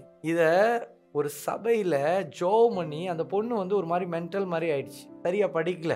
அப்போது ஒரு சபையில் அந்த பொண்ணுக்கு தலையில் கையை வச்சு ஜோம் பண்ணா அந்த பிசாசு சொல்லுது, நீ யார் வந்திருக்கு அப்படின்னா நான் சனியை வந்திருக்கேன்ச்சு. அது என்ன வந்துருச்சா? சனியை வந்திருக்கேன்ச்சு. அப்போது பாஸ்டர்கே சனியனா, இப்படி ஒரு பிசாசை நான் கேள்விப்பட்டதே இல்லை. அட சனியனே சொல்லி தொலை, நீ யாரு? இல்லை நான் சனியன் தான். ஓ நீ சனியன் தானா, பேரு என்னது? சனியன் தான் அப்படின்ச்சு. அப்போ பாஸ்டர் கேட்டார், சரி சனியனே நீ எப்படி வந்த அப்படின்னு கேட்ட உடனே அந்த சனியன் சொன்னிச்சான், ஐயா நான் வெளியில் நடந்து வந்துட்டே இருந்தேன், உள்ளார யாரோ சனியனே உள்ளார வா அப்படின்னு கூப்பிட்டாங்க. இது என்னடா நம்ம சும்மா தானே போயிட்டு இருக்கிறோம், யாரோ சனியனே உள்ளார வான்னு கூப்பிடுறாங்களே, யாரு தான் கூப்பிடுறான்னு சொல்லி நான் அந்த வீட்டுக்குள்ளார போனோடனே என்னோட சேர்ந்து இன்னொரு பொண்ணு வந்தது. அப்போ நான் நினச்சேன், ஐயோ நான் தனியாக தானே நடந்து வந்துட்டு இருக்கேன், இது யாரு? அப்போது இது ஒரு சனியம் போல இருக்குன்னு சொல்லி இதோட சேர்ந்து இதுக்குள்ளார போயிட்டேன் அப்படின்ச்சு பிசாசு. உடனே பாஸ்டர், ஏ சனியனே சீக்கிரம் வெளியே போய் தொலை அப்படின்னு சொல்லி இயேசுவின் நாமத்தில் அது என்ன பண்ணாரு, வெளியே துரத்தி அனுப்பிச்சார். பாருங்க, இன்னைக்கு நம்ம பயன்படுத்துகிற வார்த்தைகளிலெல்லாம் ஜாக்கிரதை உள்ளவர்களாய் இருக்க வேண்டும். அப்புறம்தான் அந்த பொண்ணு நல்லா படிக்க ஆரம்பிச்சு. எல்லாரும் பேசுவீங்க, இந்த பாஸ்டர்கிட்ட பேசுனா பேய் கதையா சொல்லிட்டு இருக்கிறாரு. இன்னைக்கு சொல்ல வேண்டிய கடைசி காலமா இருக்கிறது. சிலர்லாம் எனக்கு கமெண்ட் பண்ணாங்க, பாஸ்டர் நீங்க இயேசுவை பத்தி பேசுறது ரொம்ப கம்மியா இருக்குது, ஆனா பேயை பத்தி தான் நிறைய பேசுறீங்க. எனக்கு என்ன பேயை பத்தி பேசணும்னா எனக்கு தலையெழுத்தா என்ன? பேயை பத்தி நான் பேசல. ஒவ்வொரு மனிதனுடைய பலவீனம் எப்படி இருக்குது, அப்ப பிசாசு அந்த பலவீனத்தை பயன்படுத்திட்டு அந்த மனுஷனை அட்டாக் பண்ணுது. ஜெப வாழ்க்கை குறைவா இருக்கிறதுனால அட்டாக் பண்ணுது, பரிசுத்தம் குறைவா இருக்குது அதனால அட்டாக் பண்ணுது, நீதி குறைவா இருக்குது அதனால அட்டாக் பண்ணுது. அப்போ இயேசு கிறிஸ்து கற்றுக் கொடுத்த பரிசுத்தத்தை பற்றி நான் டீச் பண்ணிட்டு இருக்கேன். அவர் கற்றுக் கொடுத்த தைரியத்தை பற்றி டீச் பண்ணியிருக்கேன். அவர் தான் சொல்றாரு, மத்தேயுல 12ஆம் அதிகாரத்தில் 43லேருந்து 45 சொல்றாரு, ஜோடனையான இருதயத்தை குறித்து ஜாக்கிரதையா இருக்கணுமே, உன் இருதயம் ஜோடிக்கப்பட்டிருந்தா பேய் வரும்னு சொல்லியிருக்கிறாரு. நம்ம இன்னும் அதை குறித்து நம்ம ஆண்டவருடைய பரிசுத்த ஆவியானவர் கற்றுக் கொடுத்த காரியத்தை நம்ம என்ன பண்ணுறோம், எதெல்லாம் ஜோடனை என்பதை நம்ம பேசிகிட்டு இருக்கோம். ஆகையினால கர்த்தரும் பிசாசுகளை குறித்து பேசியிருக்கிறார், பிசாசுகளை துரத்திருக்கிறார். அவர்களோடு கூட இருக்கிற ஊழியக்காரர்கள் பிசாசை துரத்தி இருக்கிறார்கள். ஆண்டவரும் ஊழியக்காரர்களை பார்த்து சொல்லுகிறார், நீங்கள் பிசாசை துரத்துங்கள், நோய்களை சுகமாக்குங்க, பேய்களை துரத்துங்க, நீங்க கடைசி கால உபதேசத்தை நீங்க செய்யுங்க, ராஜ்யத்திற்குரிய பிரசங்கத்தை நீங்க செய்யுங்க, எல்லாவற்றையும் கர்த்தர் சொல்லியிருக்கிறார் இல்லையா? ஆகையினால இன்றைக்கு சில சொல்லுவாங்க, இந்த செய்தியை பார்த்துட்டு இந்த பிரசங்கெல்லாம் எங்களுக்கு ரொம்ப பிரயோஜனமாக இருக்கிறது, எங்களை பலப்படுத்துகிறது. ஒரு அம்மா சொன்னிருக்காங்க, என்கிட்ட இருக்கிற பலவீனமே கோபம்தான் பலவீனம், ஆனால் பாஸ்டர் கோபப்படக்கூடாதுன்னு சொன்ன அந்த நாள்ல இருந்து இன்னைக்கு வரையும் அதுக்கு ஜெபிச்சு கோபப்படாமல் இருக்கிறேன் அப்படின்னாங்க. ஆனால் சோதனைக்காரன் சும்மா இருக்க மாட்டான். அந்த சகோதரிக்கு நான் சொல்கிறேன், நீங்கள் எவ்வளோ கோபப்படாமல் இருக்கணும்னு நினச்சா கோவப்படக்கூடாதுன்னு நினைக்கிற இடத்துல கோவப்பட வைப்பான் அவன், பொல்லாத பிசாசு. அதனால ஆண்டவர் சொல்றாரு, இன்னும் பலத்தை பெற்றுக்கொள்ளுங்கள். நான் சொன்னேன்ல 3 விதமான இருதயம், ஆழமான பரிசுத்தமான இருதயம், மிக ஆழமான பரிசுத்தமான இருதயம், மிக மிக ஆழமான பரிசுத்தமான இருதயம். அப்படின்னா இப்போ நீங்கள் ஆழமான பரிசுத்தத்தில் இருக்கும் பொழுது பாப்பான் பிசாசு, இவன் ரொம்ப ஆழமான பரிசுத்தத்தில் இருக்கிறாங்களே, மிக மிக ஆழமான பிசாசை அனுப்புவோம் கோவப்படுத்துறதுக்குன்னு சொல்லி அனுப்பும் பொழுது அங்கே அட்டாக் ஆயிடுவீங்க. அப்போ என்ன நடக்கும் அப்படின்னா, அங்கே நம்ம விழுந்து போயிடுவோம், எவ்ரிபடி எல்லாரும். அப்போ இந்த கிரியைகளை தான் இன்னைக்கு நம்ம என்ன பண்ணணும், எதிர்த்து நிற்பதற்கு நாம் பலன் பெற்றுக்கொள்ள வேண்டும். தேவ பிள்ளைகளே, பயம் என்பது 2ஆம் ஜோடனை. அங்கே இஸ்ரவேல் ஜனங்களை பார்த்து மோசே இவ்வாறாக சொல்லுகிறார், நீங்கள் பலன் கொண்டு திடமனதாயிருங்கள், அவர்களுக்கு பயப்படவும் திகைக்கவும் வேண்டாம். அப்படின்னா என்ன, எதிரியை பார்த்து முதல்ல நீங்க பயப்பட வேண்டாம், நீங்க பலன் கொண்டு திட மனது வேணும். இந்த பலன் கொண்டு திட மனது இருக்கும் பொழுது உங்களுக்குள்ளார பயம் இருக்காது. தேவ பிள்ளைகளே, உன் தேவனாகிய கர்த்தர் தாமே உன்னோடு கூட வருகிறார். சொல்லுங்க, இப்போ 2வது ஜோடனை பயம் நீங்கணும்னா, என் தேவனாகிய கர்த்தர் தாமே என்னோடு கூட வருகிறார். பாருங்க, இதை நம்ம தைரியமா பயப்படாம சொல்ல ஆண்டவர்கிட்ட கிருபை பெற்றுக்கொள்ள வேண்டும். தேவ பிள்ளைகளே, இன்னும் வேதம் சொல்லுது, அவர் உன்னை விட்டு விலகுவதும் இல்லை, உன்னை கைவிடுவதும் இல்லை என்று சொன்னிக்கிறார் மோசே தீர்க்கதரிசி. சரி, மோசே யோசுவாவை பார்த்து இப்படி சொல்லுகிறார். உபாகமம் 31ஆம் அதிகாரம் 8ஆம் வசனம் சொல்லுகிறது, கர்த்தர் தாமே உனக்கு முன்பாக போகிறவர், அவர் உன்னோடு இருப்பார், அவர் உன்னை விட்டு விலகுவதும் இல்லை, உன்னை கைவிடுவதும் இல்லை, நீ பயப்படவும் கலங்கவும் வேண்டாம். இன்னைக்கு ஆண்டவர் சொல்றாரு, அவர் உங்களுக்கு முன்னாடி போறாரு, நீங்க பயப்படவும் கலங்கவும் வேண்டாம். ஆமா, இன்னைக்கு ஆண்டவரை பார்த்து சொல்லுங்க, ஆண்டவரே உம்முடைய சமூகம் எப்பொழுதும் எனக்கு முன்பதாக இருக்கட்டும். பிசாசு தாக்குவதற்கு காரணம் 2வது ஜோடனை என்ன அப்படின்னா, பயம் ஒரு மனுஷனுக்குள்ளார இருக்கிறதுனால பிசாசு அந்த மனுஷனை மீண்டுமாய் தாக்குகிறான். 3வது ஜோடனை என்ன ஒரு மனுஷனுக்குள்ளார, வைராக்கியம் என்ற ஜோடனை ஒரு மனுஷனுக்கு இருக்கக்கூடாது. முதல்ல என்ன இருக்கக்கூடாது, கவலை இருக்கக்கூடாது, பயம் இருக்கக்கூடாது. அடுத்தது என்ன இருக்கக்கூடாது, வைராக்கியம் இருக்கக்கூடாது. யாக்கோபு 3:14 நாம் வாசிக்கும் பொழுது வேதம் இவ்வாறாக சொல்லுகிறது, உங்கள் இருதயத்திலே கசப்பான வைராக்கியத்தையும் விரோதத்தையும் வைத்தீர்களானால் நீங்கள் பெருமை பாராட்டாதிருங்கள். இந்த வைராக்கியம் என்ன அப்படின்னு சொல்லி பார்த்தீங்கன்னா, கலாத்தியர் 5:20 சொல்லுகிறது, வைராக்கியம் என்பது அது ஒரு மாம்சத்தின் கிரியையாய் இருக்கிறது. இப்போ சிலருக்கு ஜோமணி பிசாசு ஆடி சொல்லிடும், அவங்க மாமா தான் வச்சாரு, இல்லை மச்சனா வச்சுட்டான், ஏதாவது ஒன்று சொல்லுதுன்னு வச்சுங்களேன், அவனா வச்சான், இனிமே அவன் மூஞ்சிலே முழிக்கக்கூடாது, அவனுக்கு விரோதமா இனிமே வைராக்கியமா இருக்கணும், அவனை பார்க்க கூட கூடாது. ஒரு வைராக்கியம். ஆண்டவர் சொல்றாரு, அந்த வைராக்கியத்தை கூட என்ன பண்ணாதீங்க, உங்க இருதயத்தில் வச்சுக்காதீங்க, நீங்க மன்னிச்சு ஜெபிங்க. ஆண்டவரே, இந்த வைராக்கியத்தை என் இருதயத்திலிருந்து நான் எடுத்து போடுகிறேன். ஒரு முறை என்னாச்சு அப்படின்னா, ஒரு பாஸ்டர் இப்படியாக பிரசங்கம் பண்ணியிருக்கிறார். இந்த டெஷுவா விடுதலை பெருவிழான்னு ஒன்று நடக்குது பாரு, அதுக்கு யாரும் போகாத அப்படின்னு சொல்லி பிரசங்கம் பண்ணிட்டார். அப்போ அவங்க சபையிலேருந்து கொஞ்சம் பேர் டெஷுவா விடுதலை பெருவிழாக்கு வருவாங்க. மாதத்துக்கு ஒரு நாள் கூட்டம். அது அவருக்கு பிடிக்கல. அப்படி பிரசங்கம் பண்ணோடனே அந்த அம்மா ஃபோன் அடித்து என்கிட்ட சொல்கிறாங்க, ஐயா, உங்களை குறித்து எங்கள் பாஸ்டர் இந்த மாதிரி பிரசங்கம் பண்ணிட்டாரு, இது ரொம்ப வேதனையாக இருக்குயா, நீங்கள் எவ்வளோ நல்லவங்க, நீங்கள் எவ்வளோ வல்லவங்க, எங்களுக்காக ஜெபம் பண்ணி எங்களுக்காக எவ்வளோ காரியம் நடந்தது ஐயா, உங்களை போய் அவர் அப்படி சொல்லிட்டாரு, நான் இப்போவே ஒரு 40 ஆத்மாவை இழுத்துட்டு அந்த சபையை க்ளோஸ் பண்ணி விட்டுருவேன் அப்படின்னாங்க. நான் சொன்னேன், அம்மா அப்படியெல்லாம் பண்ணவே கூடாது, அது தவறு. தயவு கூர்ந்து அந்த மாதிரி எண்ணங்களை உங்கள் இருதயத்திலேருந்து எடுத்து போட்டுட்டு நீங்கள் போகிற சபையில் நீங்கள் ஒழுங்காக போங்க. அவங்களும் உங்களுக்காக ஜெபிக்கிறாங்க இல்லையா, அவங்களும் உங்களை நடத்துகிறாங்க இல்லையா. அதனால ஒருவேளை அந்த போதகர் மாம்ச சிந்தையினால, அது ஒரு வைராக்கியத்தினால பேசியிருக்கலாமா, அதனால நீங்கள் அந்த மாதிரிலாம் நீங்கள் சொல்லக்கூடாது. 40 பேரை தயவுசெய்து அழைச்சிட்டு வந்துடாதீங்க, அதெல்லாம் தவறு. சிலர் சபையை உடைப்பாங்க, பாஸ்டர் மேலே இருக்கிற கடுப்புனால, பாஸ்டர் மேலே சில கோபம் வந்துடும். இந்த சபை இருக்கிறதுனால தானே நீ நடத்திட்டு இருக்கிற, நான் உன்னை சும்மா விட மாட்டேன், போ. பாஸ்டரை பற்றி எல்லாம் இல்லாத பொல்லாது, அவர் தப்பே செஞ்சிருந்தாலும் அந்த தப்பெல்லாம் போட்டு சொல்லிட்டு இருப்பாங்க. சபையில் குழப்பம் வந்துடும் பாருங்க. அந்த வைராக்கியம் விசுவாசிகளுடைய இருதயத்தில் இருக்கக்கூடாது.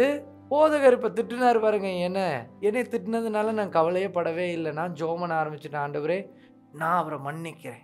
ஒருவேளை அவர் சொன்ன காரியம் என் இருதயத்தில் பதிஞ்சிடுச்சுன்னா அது ஒரு வைராக்கியமாக எரிச்சலை உண்டாக்கிறோம். அந்த எரிச்சல்னால உங்களை நான் இழந்து போயிடக்கூடாது தேவனே அப்படின்னு சொல்லி நான் ஜெபிக்க ஆரம்பித்தேன் பாருங்க. அப்போ ஜெபிச்சுக்கிட்டே இருக்கிறேன். ஒரு 2 மணி நேரம் கழித்து எனக்கு ஒரு ஃபோன் கால் வருது. அந்த சபையை சேர்ந்தவங்களே ஃபோன் அடிக்கிறாங்க. அவங்க சொல்கிறாங்க, பாஸ்டர் எப்படி இருக்கீங்க, நல்லா இருக்கீங்களா? அவங்களும் சொன்னாங்க, எங்கள் பாஸ்டர் இந்த மாதிரி காலையில் உங்களுடைய டெஷுவா விடுதலை பெறுவதற்கெல்லாம் போகக்கூடாதுன்னு சொல்லிட்டாரு. கடைசியில் என்ன நடந்துச்சுன்னு தெரியுமா? இப்போது அவருடைய காலில் விரல் துண்டா போய் கொஞ்சோன்னு தான் ஒட்டிக்கிட்டு இருக்குது, இப்போ தான் ட்ரீட்மெண்ட்டுக்கு உள்ளே போகிறாரு. பாருங்க ஐயா, உங்களுக்கு விரோதமாக பேசணுன்னு கர்த்தர் நியாயம் பண்ணிட்டாரு பார்த்தீங்களா அப்படின்னாங்க. உடனே நான் சொன்னேன், அப்படியெல்லாம் சொல்லாதீங்க அப்படின்னு சொல்லிட்டு நான் அவங்கள என்கரேஜ் பண்ணல. ஒரு பாஸ்டரை திட்டுறதுக்கு என்கரேஜ் பண்ணக்கூடாது இல்லையா, அவரும் அபிஷேகிக்கப்பட்டவர் தானே. அதனால நான் ஃபோனை வச்சுட்டு நான் ஜெபிச்சேன், ஆண்டவரே என்ன அந்த மனுஷனுக்கு இந்த மாதிரி ஆயிடுச்சே அப்படின்னு சொல்லி. ஆண்டவர் சொன்னார், இப்போ நீ என்ன பண்ணு, கொஞ்சம் பழங்கள் இன்னும் ஸ்வீட்ஸ் இதெல்லாம் வாங்கிட்டு இன்னைக்கு சாயந்தரம் அவர் வீட்டுக்கு போய் நீ பார்த்து, அது ஒரு சின்ன வீடு தான், சின்ன ஊழியம் தான், அவரை போய் பார்த்து நீ என்ன பண்ணு, விசாரிச்சுட்டு வந்துரு அப்படின்னா. நான் ஒரு 1.5 hour வெயிட் பண்ணிவிட்டு அவருக்கு சொல்லலை, நான் வரேன்னு சொல்லலை, எப்படி வீட்டில் தான் இருப்பாருன்னு சொல்லி எனக்கு தெரியும். நான் பழங்கள்லாம் வாங்கிட்டு நேராக அவரை சந்திக்க போனேன். பாஸ்டர் அப்படின்னே நான். என்னை பார்த்தோன்னே அவருக்கு மூஞ்செல்லாம் ஒரு மாதிரி ஆயிடுச்சு. வாங்க பிரைஸ்லாம் நல்லா இருக்கீங்களா அப்படின்னாரு. நல்லா இருக்கிறேன். என்னாச்சு, காலில் அடிபட்டுடுச்சுன்னு சொல்லி கேள்விப்பட்டேன். அவருக்கு அந்த பழங்கள் காணிக்கெல்லாம் எடுத்து அவருக்கு கொடுத்து அவருக்காக அங்கே போய் நின்று ஜெபிச்சுட்டு வந்தேன். புற மனிதர்கள் ஒரு காரியத்தை ஒரு மனுஷனை வச்சு சொன்னாங்க அப்படின்னா நமக்குள்ளார ஒரு வைராக்கியம் வந்துடும் பாருங்க. அந்த வைராக்கியம் என்ற பலவீனம் பிசாசை நமக்குள்ளார அனுப்பி தாக்க வைக்கும். இன்னைக்கு பிசாசுனால தாக்கப்பட்டிருக்கிறேன், பில்லி சூனிய கட்டோட இருக்கிறேன் அப்படின்னு சொல்றவங்கள்ட்ட நான் ஒரு கேள்வி கேட்குறேன். உங்க இருதயத்தில் வைராக்கியம் இருக்கா? அந்த வைராக்கியத்தை எடுத்து போட்டுருங்க. இன்றைக்கு எடுத்து போடுறேன்னு சொல்லுங்க. பேய் உங்களை மீண்டுமாய் தொடுவதற்கு அதற்கு அதிகாரமே இல்லை தேவ பிள்ளைகளே. அப்ப வைராக்கியம் என்பது மாம்சத்தின் கிரியையாய் இருக்கிறது. மாம்சத்தின் கிரியை எடுத்து போட்டு நாம் மன்னித்து ஜெபிக்க வேண்டுமாம். யாக்கோபு 5:16 நம்ம வாசிக்கும் பொழுது வேதம் சொல்லுது, நீங்கள் சொஸ்தமடையும்படிக்கு உங்கள் குற்றங்களை ஒருவருக்கு ஒருவர் அறிக்கையிட்டு ஒருவருக்காக ஒருவர் ஜெபம் பண்ணுங்கள். நீதிமான் செய்யும் ஊக்கமான வேண்டுதல் மிகவும் பலனுள்ளதாய் இருக்கிறது. நீங்கள் சொஸ்தமடையும்படிக்கு அப்படின்னா என்ன? நீங்க சுகமாகிறதுக்கு உங்கள் குற்றங்களை ஒருவருக்கு ஒருவர் அறிக்கையிட்டு ஒருவருக்காக ஒருவர் என்ன பண்ணுங்க? ஜெபம் பண்ணுங்க. நான் சொன்னேன் பாருங்க, அவருக்காக நான் ஜெபம் பண்ணேன். இன்னைக்கு அதை நான் வளர்ந்து விட்டேன்னா, அப்படியாமா அவரை மன்னிக்க வேணாம், 40 ஆத்துமாக்களை கூட்டு வாங்க அப்படின்னா நான் ஒரு பாவி. ஆண்டவர் அந்த ஊழியத்தை அங்கீகரிக்கவும் மாட்டாரு. அடுத்தது அவருக்கு நடந்தது பாரு, கர்த்தர் கொடுத்தாரா காலில் 2 பிளந்தாரா காலில் பார்த்தீங்களா? அப்படியெல்லாம் என்ன பண்ணக்கூடாது. நான் சொல்லியிருந்தா அதில் ஒரு சந்தோஷப்பட்டிருந்தா எனக்கு ஒரு வேதனை வரும். அதனால ஆண்டவர் சொல்றாரு, நீங்க வைராக்கியம் இல்லாதவர்களா இருக்கணும். வைராக்கியம் இல்லாம நீங்க என்ன பண்ணும்?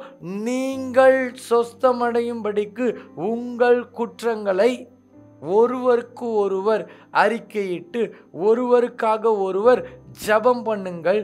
நீதிமான் செய்யும் ஊக்கமான வேண்டுதல் மிகவும் பலனுள்ளதாயிருக்கிறது. உங்களுடைய வேண்டுதல் ஊக்கமான வேண்டுதலா நீங்க மாறணும்னா மற்றவங்களுடைய குற்றத்தை நீங்க மன்னிச்சு இந்த இரவு நேரத்தில் வைராக்கியத்தெல்லாம் வேரோடு பிடுங்கி ஆண்டவரை நோக்கி பார்த்து சொல்லுங்க, ஆண்டவரே இனி இப்படியாப்பட்ட வைராக்கியத்தை என்னுடைய இருதயத்திலே நான் வைத்து கொள்ள போவதே கிடையாது. கர்த்தாவே எனக்கு அந்த கிருபையை தாங்க. ஆண்டவர் சொல்றாரு, கவலைப்படாதீங்க, பயப்படாதீங்க. வைராக்கியம் என்ற ஜோடனைய உங்க இருதயத்துல நீங்க வச்சுக்காதீங்க. இது 3ம் பிரதானமான ஒரு ஜோடனையா இருக்கிறது இருதயத்துல. இந்த 3 இருக்கும் பொழுதுதான் பிசாசானவன் மீண்டும் உங்களுடைய இருதயத்தை பார்க்கும் பொழுது, ஆஹா ரொம்ப அருமையால ஜோடிக்கப்பட்டு, ரொம்ப கோவப்படுறீங்களா? ஜோடனை பெருகி போயிடும். ரொம்ப கவலைப்படுறீங்களா? ஜோடனை பெருகி போயிடும். ரொம்ப பயப்படுறீங்களா? ஜோடனை அப்படியே தகன்னு இருக்கும். வாங்க வெல்கம் டெவில் அப்படின்னு சொல்லி பெருசாக என்ன பண்ணிடும்? போர்டு போட்டுருவாங்க இருதயத்தில். கவலைப்பட்டா அந்த போர்டு, பயப்பட்டா அந்த போர்டு இருக்கும். வைராக்கியம் இருந்ததுன்னா அந்த போர்டு இன்னும் ஜெகஜோதியா இருக்கும். வெடியெல்லாம் போட்டு பட்டாசுலாம் வெடிப்பாங்க. வாங்க வாங்க வாங்க வாங்க. 4ஆம் ஜோடனை அவிசுவாசம் என்னும் ஜோடனை. அவிசுவாசமா இருக்கீங்களா? அது ஒரு ஜோடனை. அது எப்படின்னா பேண்டு வாத்தியம்லாம் அடிக்கிற மாதிரி, வெளியில பேய கூப்பிடுறதுக்கு பேண்டு வாத்தியம், மேல தாளெல்லாம் போட்டு வரவேற்பு எப்படி பயங்கரமா இருக்கும். அதுதான் அவிசுவாசம் என்னும் ஜோடனை. பார்த்துக்குங்க, உங்க இருதயத்துக்குள்ளார பேய் போறதுக்கு காரணம் இதுதான். 2 கொரிந்தியர் 6ஆம் அதிகாரம் 15ஆம் வசனத்தை நம்ம வாசிச்சு பார்க்கும் பொழுது வேதம் சொல்லுது, கிறிஸ்துவுக்கும் பேலியாளுக்கும் இசைவேது, அவிசுவாசியுடனே விசுவாசிக்கு பங்கேது. விசுவாசினா யாருங்க? விசுவாசினா இயேசு கிறிஸ்துவை விசுவாசிக்கிறவர்கள். இன்னைக்கு ஒரு அம்மா சாயந்தரம் ஃபோன் அடிச்சாங்க. ஃபோன் அடிச்சு சொன்னாங்க, அவங்க ஒரு ஊர் சொன்னாங்க. அதெல்லாம் சொல்றதுக்கு எனக்கு இஷ்டம் இல்லை. அவங்க சொன்னாங்க, ஐயா என் ஊர்ல நிறைய சபையில சினிமா பாட்டெல்லாம் பாட ஆரம்பிச்சிட்டானுங்க. அதனால எனக்கு எந்த சபைக்கும் போறதுக்கு எனக்கு இஷ்டம் இல்லை அப்படின்னு சொல்லி பேசி என்கிட்ட ஜோம் பண்ணிக்கிட்டாங்க. நான் சொன்னேன், ஆண்டவர் உங்களுக்கு நல்ல சபையை கொடுப்பாருமா, நீங்க கவலைப்படாதீங்க அப்படின்னு சொல்லி சொன்னேன். பாருங்க, வசனம் சொல்லுது, கிறிஸ்துவுக்கும் பேலியாளுக்கும் இசைவேது.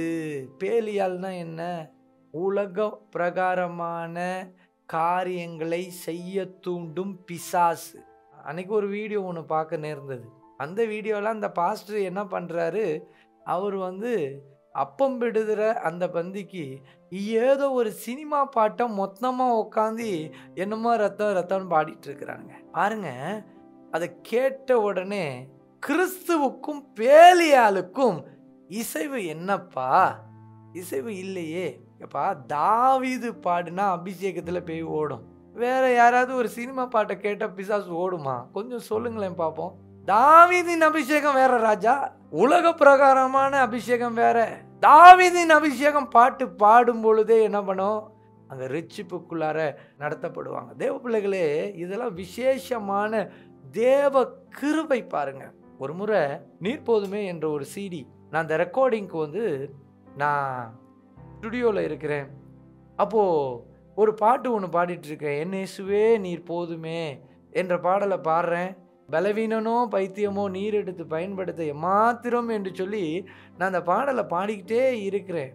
வெளியில் ஒரு அப்படியே தேவனை பற்றி அறியாத நபர் அந்த பாட்டை கேட்டுட்டு அழ ஆரம்பிச்சிட்டார். நல்லா வெளியே அழுகிறார். வெளியே போன உடனே, ஐயா நான் ஸ்டுடியோக்குள்ளார இருந்தேன், நான் ஒரு பாட்டு பாடுறதுக்காக வந்தேன். ஆனால் அந்த பாடல் என் இருதயத்தை தொட்டு என் இருதயத்தை அப்படியே ரெண்டாக கிழிச்சிடுச்சு.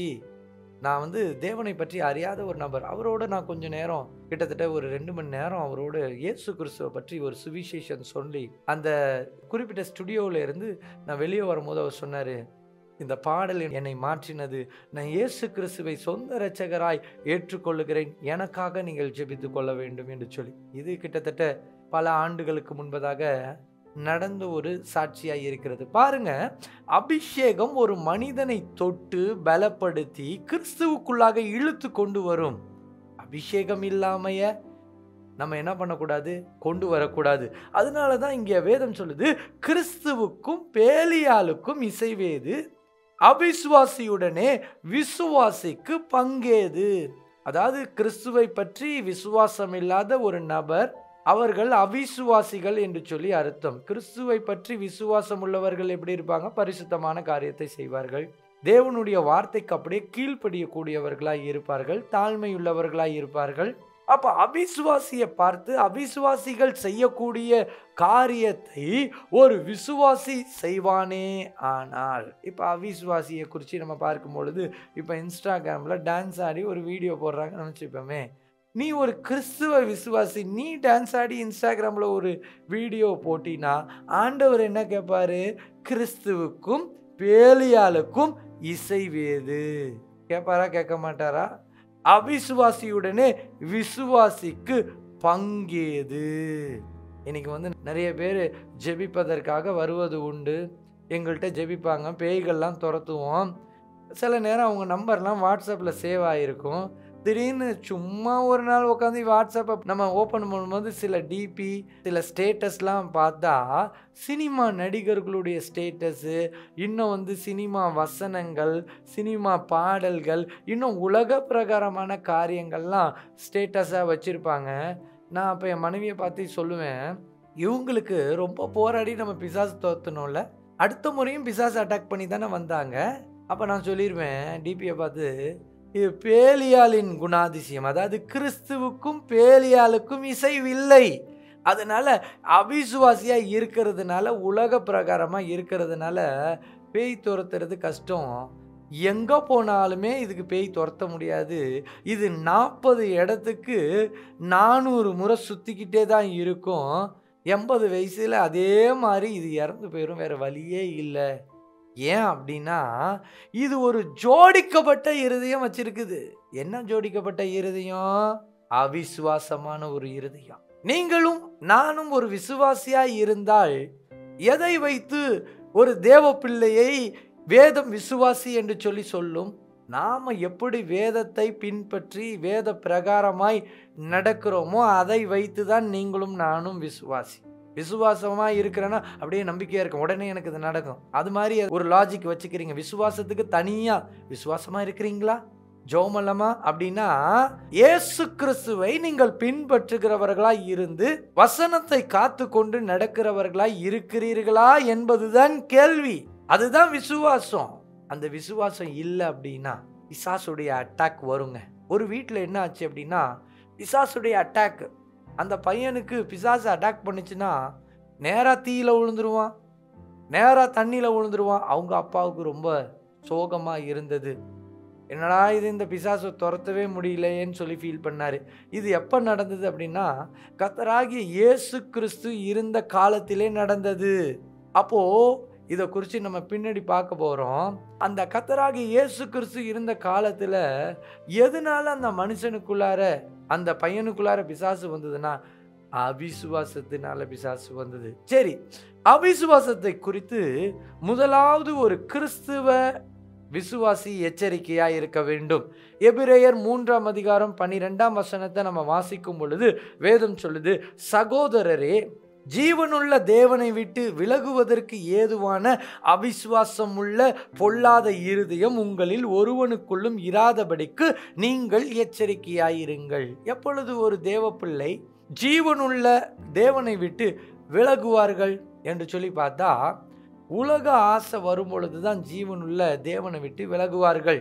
கவலை வரும்போது விலகுவார்கள், பயம் வரும் பொழுது விலகுவார்கள், ஆமாம் வைராக்கியம் வரும்போது விலகுவார்கள், இச்சை வரும் பொழுது விலகுவார்கள். இதெல்லாம் உலக பிரகாரமான காரியத்தை நாட்டம் உள்ளவர்களாக இருக்கும் பொழுது விலகுவார்கள். இப்படி விலகுவர்களை குறித்து வேதம் சொல்லுது. இவங்க யார் அப்படின்னு சொன்னா இவங்க தான் அவிசுவாசி. சகோதரரே, ஜீவனுள்ள தேவனை விட்டு விலகுவதற்கேதுவான அவிசுவாசம் உள்ள பொல்லாத இருதயம். இது என்னமா? அவிசுவாசம் உள்ள பொல்லாத இருதயம். முதல்ல ஒரு இருதயம் பார்த்தோம், கவலை உள்ள இருதயம். அடுத்தது பயப்படுகிற இருதயம். அடுத்தது வைராக்கியம் உள்ள இருதயம். இது அவிசுவாசம் உள்ள பொல்லாத இருதயம். இந்த இருதயம் இருந்தாலுமே பேய்கள் உங்களை ரீஅட்டாக் பண்ணும். நல்லா சொல்லுங்க, பேய்கள் என்ன ரீஅட்டாக் பண்றதுக்கு அவிசுவாசம் உள்ள பொல்லாத இருதயம் ஏன்ட்ட இருக்கிறதுனால தான். ஏன்னா பிசாசுக்கு விசுவாசம் உள்ள இருதயம் பிடிக்காது, பிசாசுக்கு தைரியம் பிடிக்காது, சந்தோஷமா இருக்கிறது பிசாசுக்கு பிடிக்காது, வைராக்கியத்தை மன்னிக்கிறது பிசாசுக்கு பிடிக்காது. இதெல்லாம் பிசாசின் குணாதிசயம். பிசாசுக்கு பிடிச்சதை நம்ம செய்யும் பொழுதுதான் பிசாசு வந்து நமக்குள்ளார உட்காரும். இன்னைக்கு கர்த்தர் சொல்றாரு, அப்படியாப்பட்ட இருதயம் நம்மளுக்கு இருக்கக்கூடாது. சகோதரரே, ஜீவனுள்ள தேவனை விட்டு விலகுவதற்கு ஏதுவான அவிசுவாசம் உள்ள பொல்லாத இருதயம் உங்களில் ஒருவனுக்குள்ளும் இராதபடிக்கு நீங்கள் எச்சரிக்கையாயிருங்கள். இப்போ ஆண்டவர் சொல்றாரு, நாம எச்சரிக்கையாய் இருக்க வேண்டும். அவிசுவாசம் நீங்க ஜெபிக்க வேண்டும். நான் சொன்ன பாருங்க, ஒரு வீட்டில் ஒரு பையனுக்கு பிசாசு பிடிக்கும் பொழுது அவன் என்ன பண்ணுவான்? தீயில விழுந்துருவான், நெருப்புல விழுந்துருவான். அப்ப ஆண்டவர் சொல்றாரு, அவிசுவாசம் அங்க நீங்க ஜெபிச்ச பிறகுதான், அவன் ஒரு விசுவாசியா ஆன பிறகுதான் அங்க கர்த்தர் கிரியை செய்ய ஆரம்பிச்சார். அந்த பகுதியை நம்ம வாசிக்கலாம். மார்க் 9:17 24 வரையும் யாராவது வாசிக்க கேட்போம். அப்பொழுது ஜனக்கூட்டத்தில் ஒருவன் அவரை நோக்கி, போதகரே, ஊமையான ஒரு ஆவி பிடித்த என் மகனை உம்மிடத்தில் கொண்டு வந்தேன். அது அவனை எங்கே பிடித்தாலும் அங்கே அவனை அலைக்கழிக்கிறது. அப்பொழுது அவன் நுரை தள்ளி பல்லை கடித்து சோர்ந்து போகிறான். அதை துரத்தி விடும்படி உம்முடைய சீஷரிடத்தில் கேட்டேன், அவர்களால் கூடாமற் போயிற்று என்றான். அவர் பிரதியுத்தரமாக, விசுவாசமில்லாத சந்ததியே, எதுவரைக்கும் நான் உங்களோடு இருப்பேன்? எதுவரைக்கும் உங்களிடத்தில் பொறுமையாய் இருப்பேன்? அவனை என்னிடத்தில் கொண்டு வாருங்கள் என்றார். அவனை அவரிடத்தில் கொண்டு வந்தார்கள். அவரை கண்டவுடனே அந்த ஆவி அவனை அலைக்கழித்தது. அவன் தரையிலே விழுந்து நுரை தள்ளி புரண்டான். அவர் அவனுடைய தகப்பனை நோக்கி, இது இவனுக்கு உண்டாகி எவ்வளவு காலமாயிற்று என்று கேட்டார். அதற்கு அவன் சிறுவயது முதற்கொண்டே உண்டாயிருக்கிறது. இவனை கொல்லும்படிக்கு அது அநேக தரம் தீயிலும் தண்ணீரிலும் தள்ளிற்று. நீர் ஏதாகிலும் செய்யக்கூடுமானால் எங்கள் மேல் மனதிறங்கி எங்களுக்கு உதவி செய்ய வேண்டும் என்றான். இயேசு அவனை நோக்கி, நீ விசுவாசிக்க கூடுமானால் ஆகும், விசுவாசிக்கிறவனுக்கு எல்லாம் கூடும் என்றார். உடனே பிள்ளையின் தகப்பன், விசுவாசிக்கிறேன் ஆண்டவரே, என் அவிசுவாசம் நீங்கும்படி உதவி செய்யும் என்று கண்ணீரோட சத்தமிட்டு சொன்னான். பாருங்க, அந்த தகப்பனார்கிட்ட என்ன இருந்தது? அவிசுவாசம் இருந்தது. அந்த அவிசுவாசம் நீங்க எனக்கு உதவி செய்யும் என்று சொல்லி கண்ணீரோட அவர் ஜெபிக்க ஆரம்பித்தார். என்ன நடந்தது? அந்த பிசாசு அந்த மகனை விட்டு வெளியே போனது. தேவ பிள்ளைகளே, எப்படியாப்பட்ட ஜோடனை ஒரு மனிதனுடைய இருதயத்தில் இருக்கக்கூடாது? கவலை என்ற ஜோடனை இருக்கக்கூடாது.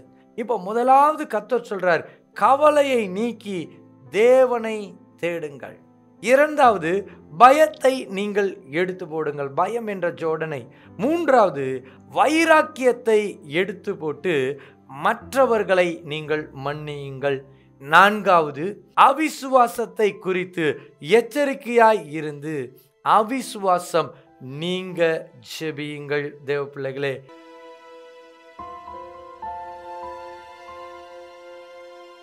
ஐந்தாவது, கர்த்தராகிய இயேசு கிறிஸ்துவின் நாமத்தையும் கர்த்தராகிய இயேசு கிறிஸ்துவின் இரத்தத்தையும் முக்கியப்படுத்துங்கள்.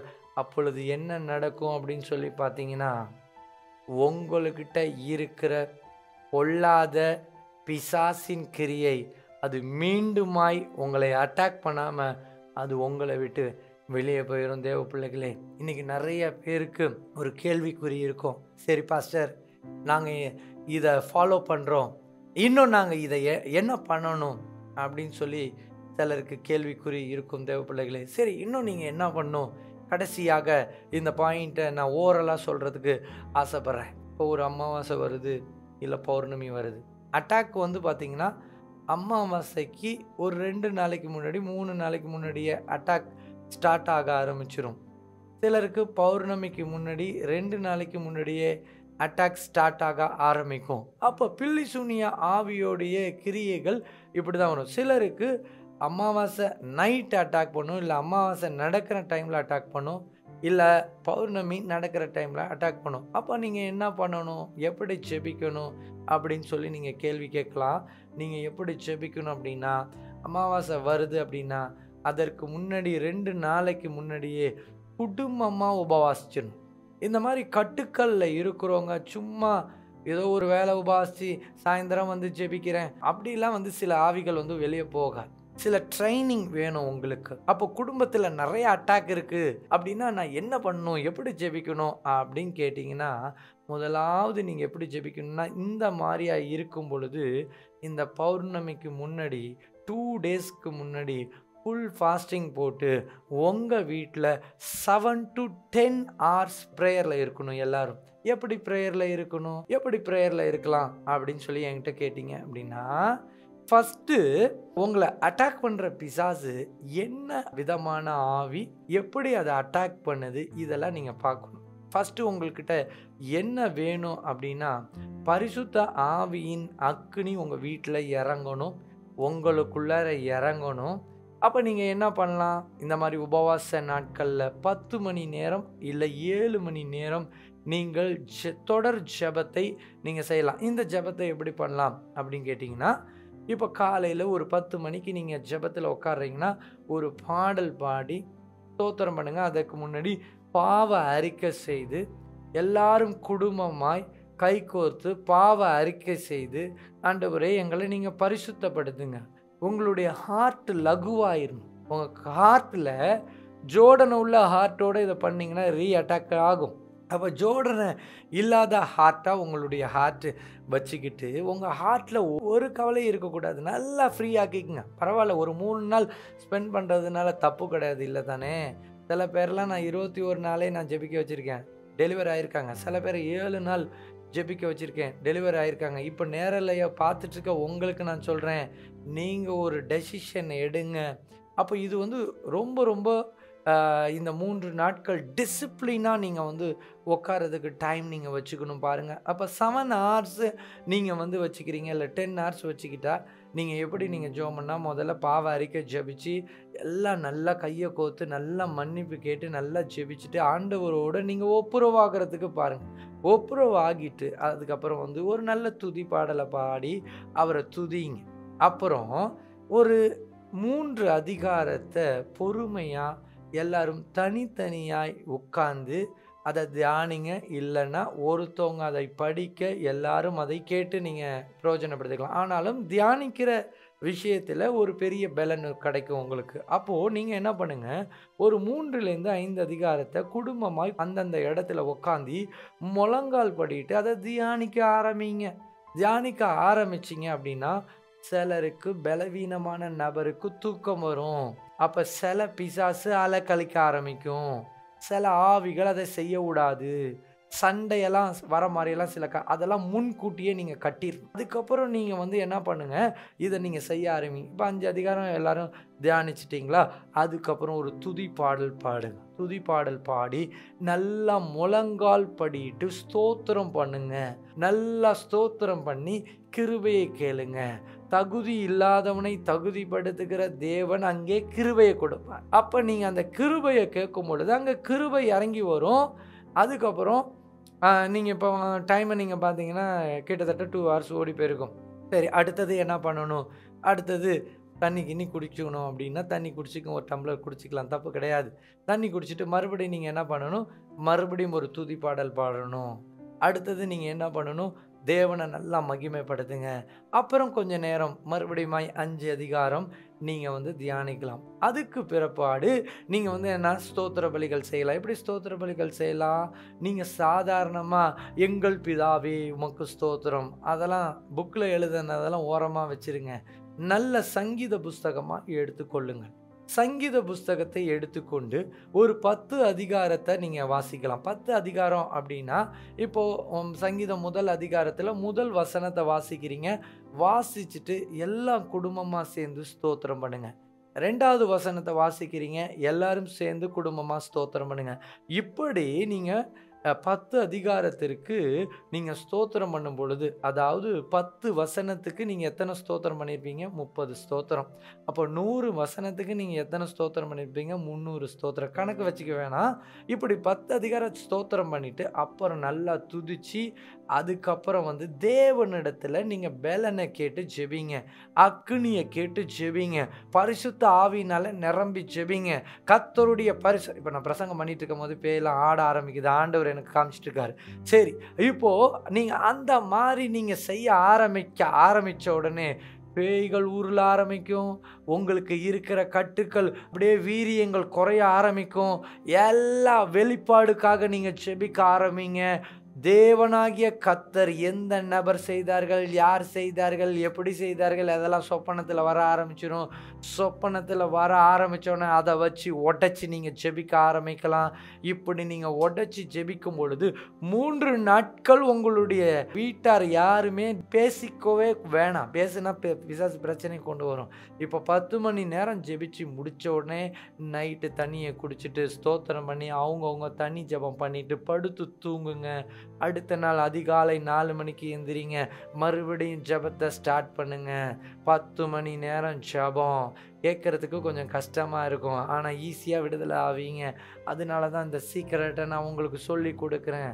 ஆமாம், இதை செய்யும் பொழுது பிசாசு என்ன ஆகும் அப்படின்னு சொல்லி பார்த்தீங்கன்னா வீக் ஆயிரும். சில ஆவிகள் இன்னும் அதிகமாக ரொம்ப ஈஸியாக வீக் ஆக்கிறதுக்கு என்ன பண்ணணும் அப்படின்னா, சில வெளிப்பாடு கிருபை உள்ள போதகர்கள்ட்ட போகும் பொழுது அவங்க வெளிப்பாடுகளை சொல்லுவாங்க. அது டெலிவரன்ஸ் கிஃப்ட். ப்ராம்ப்டான வெளிப்பாடு, ப்ராம்ப்டான ப்ராஃபஸியாக இருக்கணும். சும்மா கதையெல்லாம் விட்டுக்கிட்டு இருக்கக்கூடாது. கதை பேசுகிறவங்கள்ட்ட நீங்கள் ஜாக்கிரதையாக இருக்கணும். ப்ராம்ப்டான ப்ராஃபஸியாக இருக்கணும்.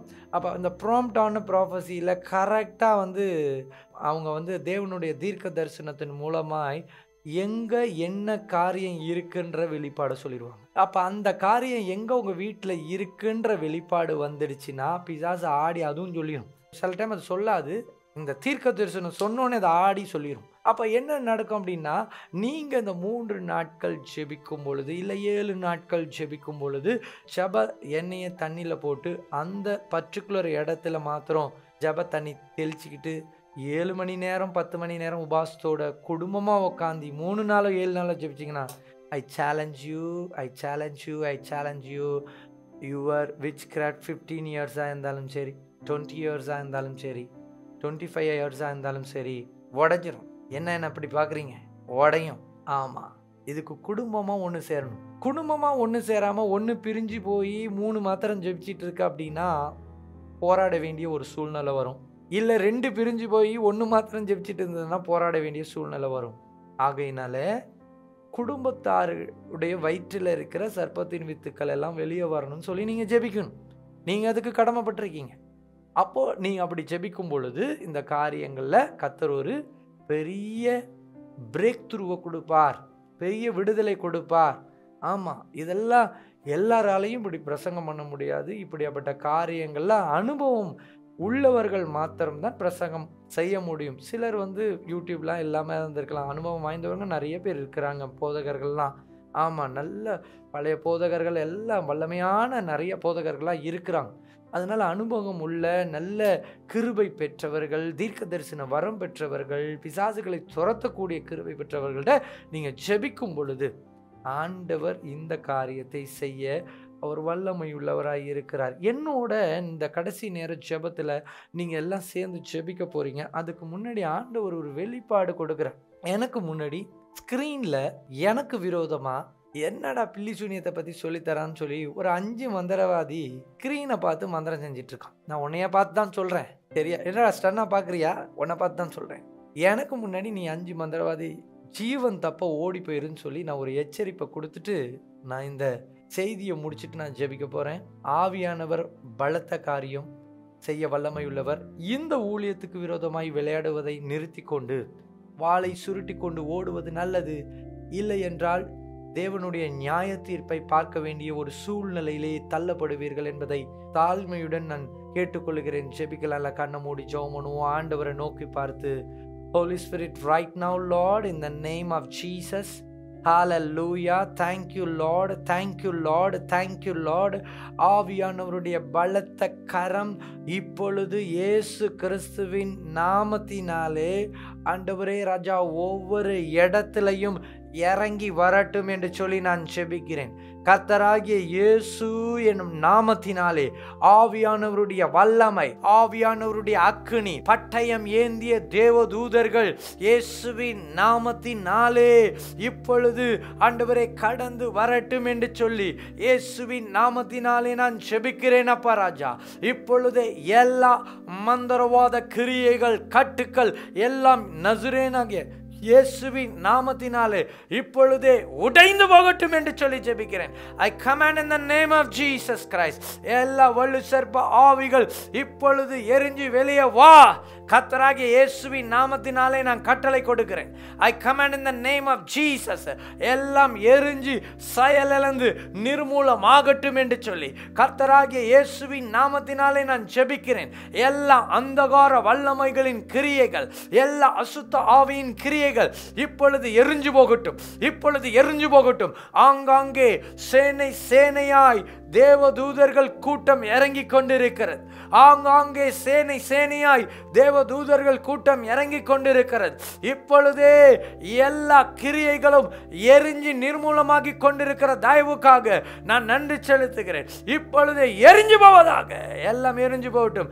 கர்த்தராகிய இயேசு என்னும் நாமத்தினாலே, கர்த்தராகிய இயேசு என்னும் நாமத்தினாலே இப்பொழுதே எல்லாம் எரிந்து போகட்டும்.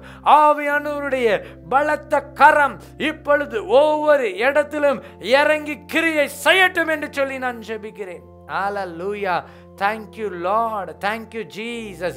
ஆண்டவரே ராஜா, ஒரு மனிதனுக்கு தன்னுடைய வலதுபுற மார்பில் அடிக்கடி ஒரு வலி வருகிறது. இடதுபுறம் இல்லை, வலதுபுறத்தில் வரத ஆண்டவர் காண்பிக்கிறார். இப்போ அந்த ஆவி கர்த்தராகிய இயேசுவின் நாமத்தினாலே அப்படிப்பட்ட கிரியைகள் எரிஞ்சு போகட்டும். இயேசுவின் நாமத்தினாலே எல்லாம் எரிஞ்சு நிர்மூலம் ஆகட்டும் என்று சொல்லி கர்த்தராகிய இயேசுவின் நாமத்தினாலே நான் ஜெபிக்கிறேன். ஆவியானவருடைய பட்டயம் ஆண்டவரே ஒவ்வொரு வீட்டிலையும் வைக்கப்படட்டும். சகல மந்தராவிகள், அந்தகார கிரியைகள் எல்லாம் எரிஞ்சு நிர்மூலம் ஆகு. இயேசுவின் நாமத்தினால வியாதியை கொடுக்கிற கிரியைகள் எரிஞ்சு போகட்டும். ஆண்டவரே, வயிற்றில் இருக்கிற சர்ப்பத்தின் கிரியைகள் எல்லாம் எரிஞ்சு நிர்மூலம் ஆகட்டும்.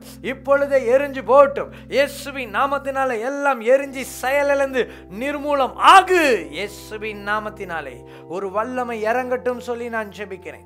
ஒரு அக்கினி இறங்கட்டும் சொல்லி நான் ஜெபிக்கிறேன். இப்பொழுது அக்கினி, பரிசுத்த ஆவியின் அக்கினி ஒவ்வொரு இடத்தையும் நிரப்பட்டும். பரிசுத்த ஆவியின் வல்லமை இறங்கட்டும். பரிசுத்த ஆவியின் பலன் இறங்கட்டும்.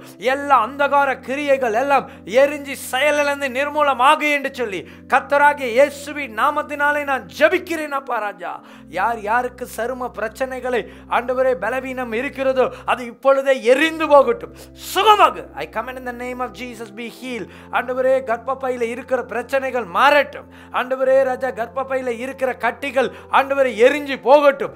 எல்லா வலு சர்ப்ப ஆதிக்கத்தின் கிரியைகளை கர்த்தராகிய இயேசுவின் நாமத்தினாலே கடிந்து கட்டி எரிக்கிறேன், செயலிழந்து போகட்டும் என்று சொல்லி ஜெபிக்கிறேன். ஆவியானவருடைய வல்லமை, ஆவியானவருடைய அக்கினி, ஆவியானவருடைய அபிஷேகம் இப்பொழுதே இறங்கி கிரியை செய்யட்டும் என்று சொல்லி நான் ஜெபிக்கிறேன். இப்பொழுதே இறங்கி கிரியை செய்யட்டும் சொல்லி ஜெபிக்கிறேன். இப்பொழுதே இறங்கி கிரியை செய்யட்டும் சொல்லி ஜெபிக்கிறேன். ஆவியானவருடைய வல்லமை இறங்கட்டும், ஒவ்வொரு இடத்திலும் இறங்கட்டும், ஒவ்வொரு இடத்திலும் இறங்கட்டும். த்ரோட்டை பிடிச்சு கொண்டிருக்கிற ஒரு ஆவி வெளியே போய் கொண்டிருக்கிறது இயேசுவின் நாமத்தினாலே. ஆண்டவரே முதுகு தண்டெலும்பு இடுப்பை பிடித்துக் கொண்டிருக்கிற அந்தகார கிரியைகள் எரிஞ்சு வெளியாகட்டும். இப்பொழுதே கண்களை பிடித்துக் கொண்டிருக்கிற கிரியைகள் செயலிழந்து வெளியாகட்டும்.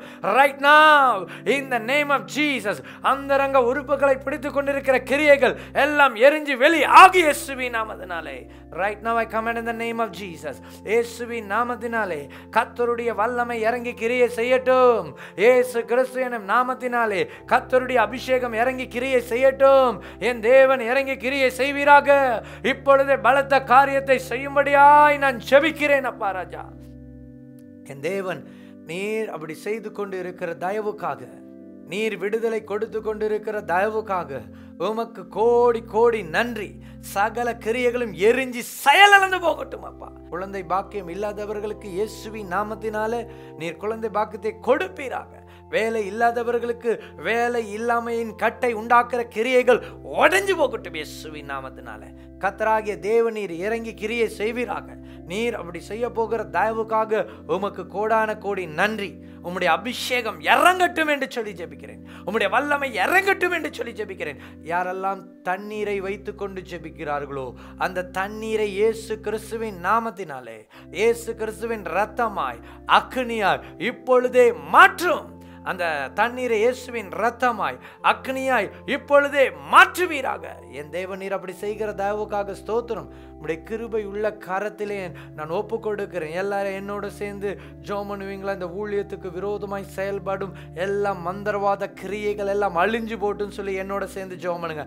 எல்லாம் இயேசுவின் நாமத்தினால் இந்த ஊழியத்துக்கு விரோதமாய் செயல்படுகிற மந்திரவாத ஆவிகள், அசுத்த ஆவிகள் எல்லாம் எரிஞ்சு போட்டும், எரிஞ்சு போட்டும். கர்த்தருடைய அக்கினி இப்பொழுதே இறங்கி இப்பொழுது அந்த மாதிரி கிரியைகளை சுட்டரிக்கிறோம். ஒன்றும் இந்த கடைசி நாட்களிலே ஆண்டவரை எழும்பாதபடிக்கு எல்லாம் ஓடட்டும் இயேசுவின் நாமத்தினாலே. ஆவியானவருடைய வல்லமையின் அக்கினி இறங்கி கிரியை செய்யட்டும் சொல்லி இயேசு கிறிஸ்துவின் நாமத்தினாலே நான் ஜெபிக்கிறேன். ஆண்டவரே கர்த்தர் இறங்கி கிரியை செய்வீராக. என் தேவன் நீர் அப்படி செய்கிற தயவுக்காக உமக்கு கோடான கோடி நன்றி. ஆண்டவரே இந்த ஊழியத்திற்காக எத்தனை பிள்ளைகள் பாரத்தோடு ஜெபிக்கிறார்கள். அவர்களெல்லாம் கோடா கோடியாய் ஆசீர்வதித்து அவங்கள பெருக செய்யுங்க. ஆண்டவரே ஜெபிக்க ஜெபிக்க ஆசீர்வாத பெருக்கத்தை நீ பார்க்க போகிறாய் என்று சொல்லி கர்த்தர் சொல்லுகிறார். இந்த ஊழியத்திற்காக நீ கண்ணீர் விடும் ஒரு கண்ணீர் துளிக்கும் கர்த்தர் உன்னை பெருக செய்து உன்னுடைய கட்டுக்களை உடைத்து கர்த்தர் இறங்கி கிரியை செய்வார். காரணம் ஒரு ஐக்கியத்திலே ஒரு பெரிய விடுதலை உண்டு. தெரியுமா அது உங்களுக்கு? ஒரு பெரிய ஐக்கியத்தில் ஒரு பெரிய விடுதலை உண்டு. ஆகையினாலே கர்த்தர் நீர் அப்படியாக செய்கிற தயவுக்காக உமக்கு கோடி கோடி நன்றி அப்பா. கோடி கோடி நன்றி.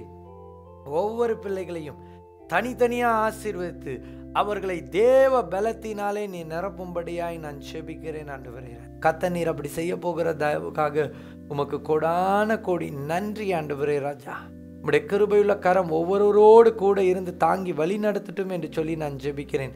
கர்த்தர் பெரிய காரியங்களை செய்யும். கர்த்தாவே நீர் கிருபையாய் இறங்கி உதவி செய்வீராக. இயேசு கிறிஸ்து எனும் தயவுள்ள பொற்பாதத்தில் ஒப்பு கொடுத்து நான் ஜெபிக்கிறேன் அப்பா. இயேசுவின் நாமத்தினால் கேட்கிறோம் ஜீவனுள்ள பிதாவே, ஆமேன் ஆமேன் ஆமேன். எல்லாரும் சேர்ந்து என் ஆத்மாவே கர்த்தரை ஸ்தோத்திரி, என் முழுவதுமே பரிசுத்தம். என் ஆத்மாவே கர்த்தரை, அவர் செய்த சகல உபகாரங்களை மறவாதே. ஆமீன். கர்த்தராகிய இயேசு கிறிஸ்துவின் கிருபை உங்கள் அனைவரோடும் கூட இருப்பதாக. உங்களுக்காக தான் இவ்வளவு நேரம் எடுத்து கர்த்தர் பேச வைத்திருக்கிறார். கர்த்தர் உங்களை ஆசீர்வதிப்பார். இந்த நாளில் உங்களிடத்திலிருந்து விடை பெறுகிறேன். கர்த்தர் உங்களை ஆசீர்வதிப்பாராக. God bless you all. ஒரு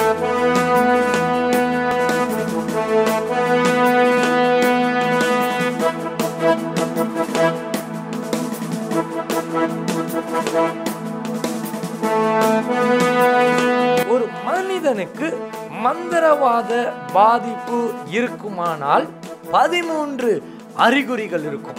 இந்த 13 அறிகுறிகளை தான் நாம இன்னைக்கு இந்த செய்தியில நம்ம பார்க்க போகிறோம்.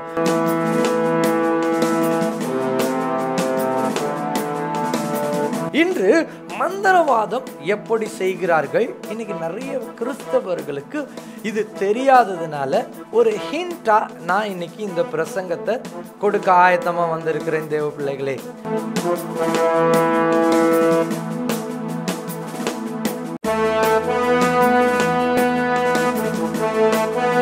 பிசாசுகள் வியாதியை கொடுக்குமா? மாந்திரிகத்தில் செவிடும் ஊமையுமான ஆவிகளை ஏவ முடியுமா? இந்த பாஸ்டருடைய கை கால்கள் விழ வேண்டும் என்று சொல்லி மாந்திரிகம் செய்ய ஆரம்பிச்சிட்டாங்க. என்ன நடந்தது? ரத்தமாய் அவர் வாந்தி எடுக்க ஆரம்பித்தார். அந்த பேய் சொன்னது, எப்படி இவளுக்கு எய்ட்ஸை கொண்டு வந்தேன் தெரியுமா? நான் தான் கொண்டு வந்தேன். இந்த நாள் செய்தியிலே வியாதியை கொடுக்கும் மாந்திரிக ஆவிகளை பற்றி நாம் பார்க்க போகிறோம்.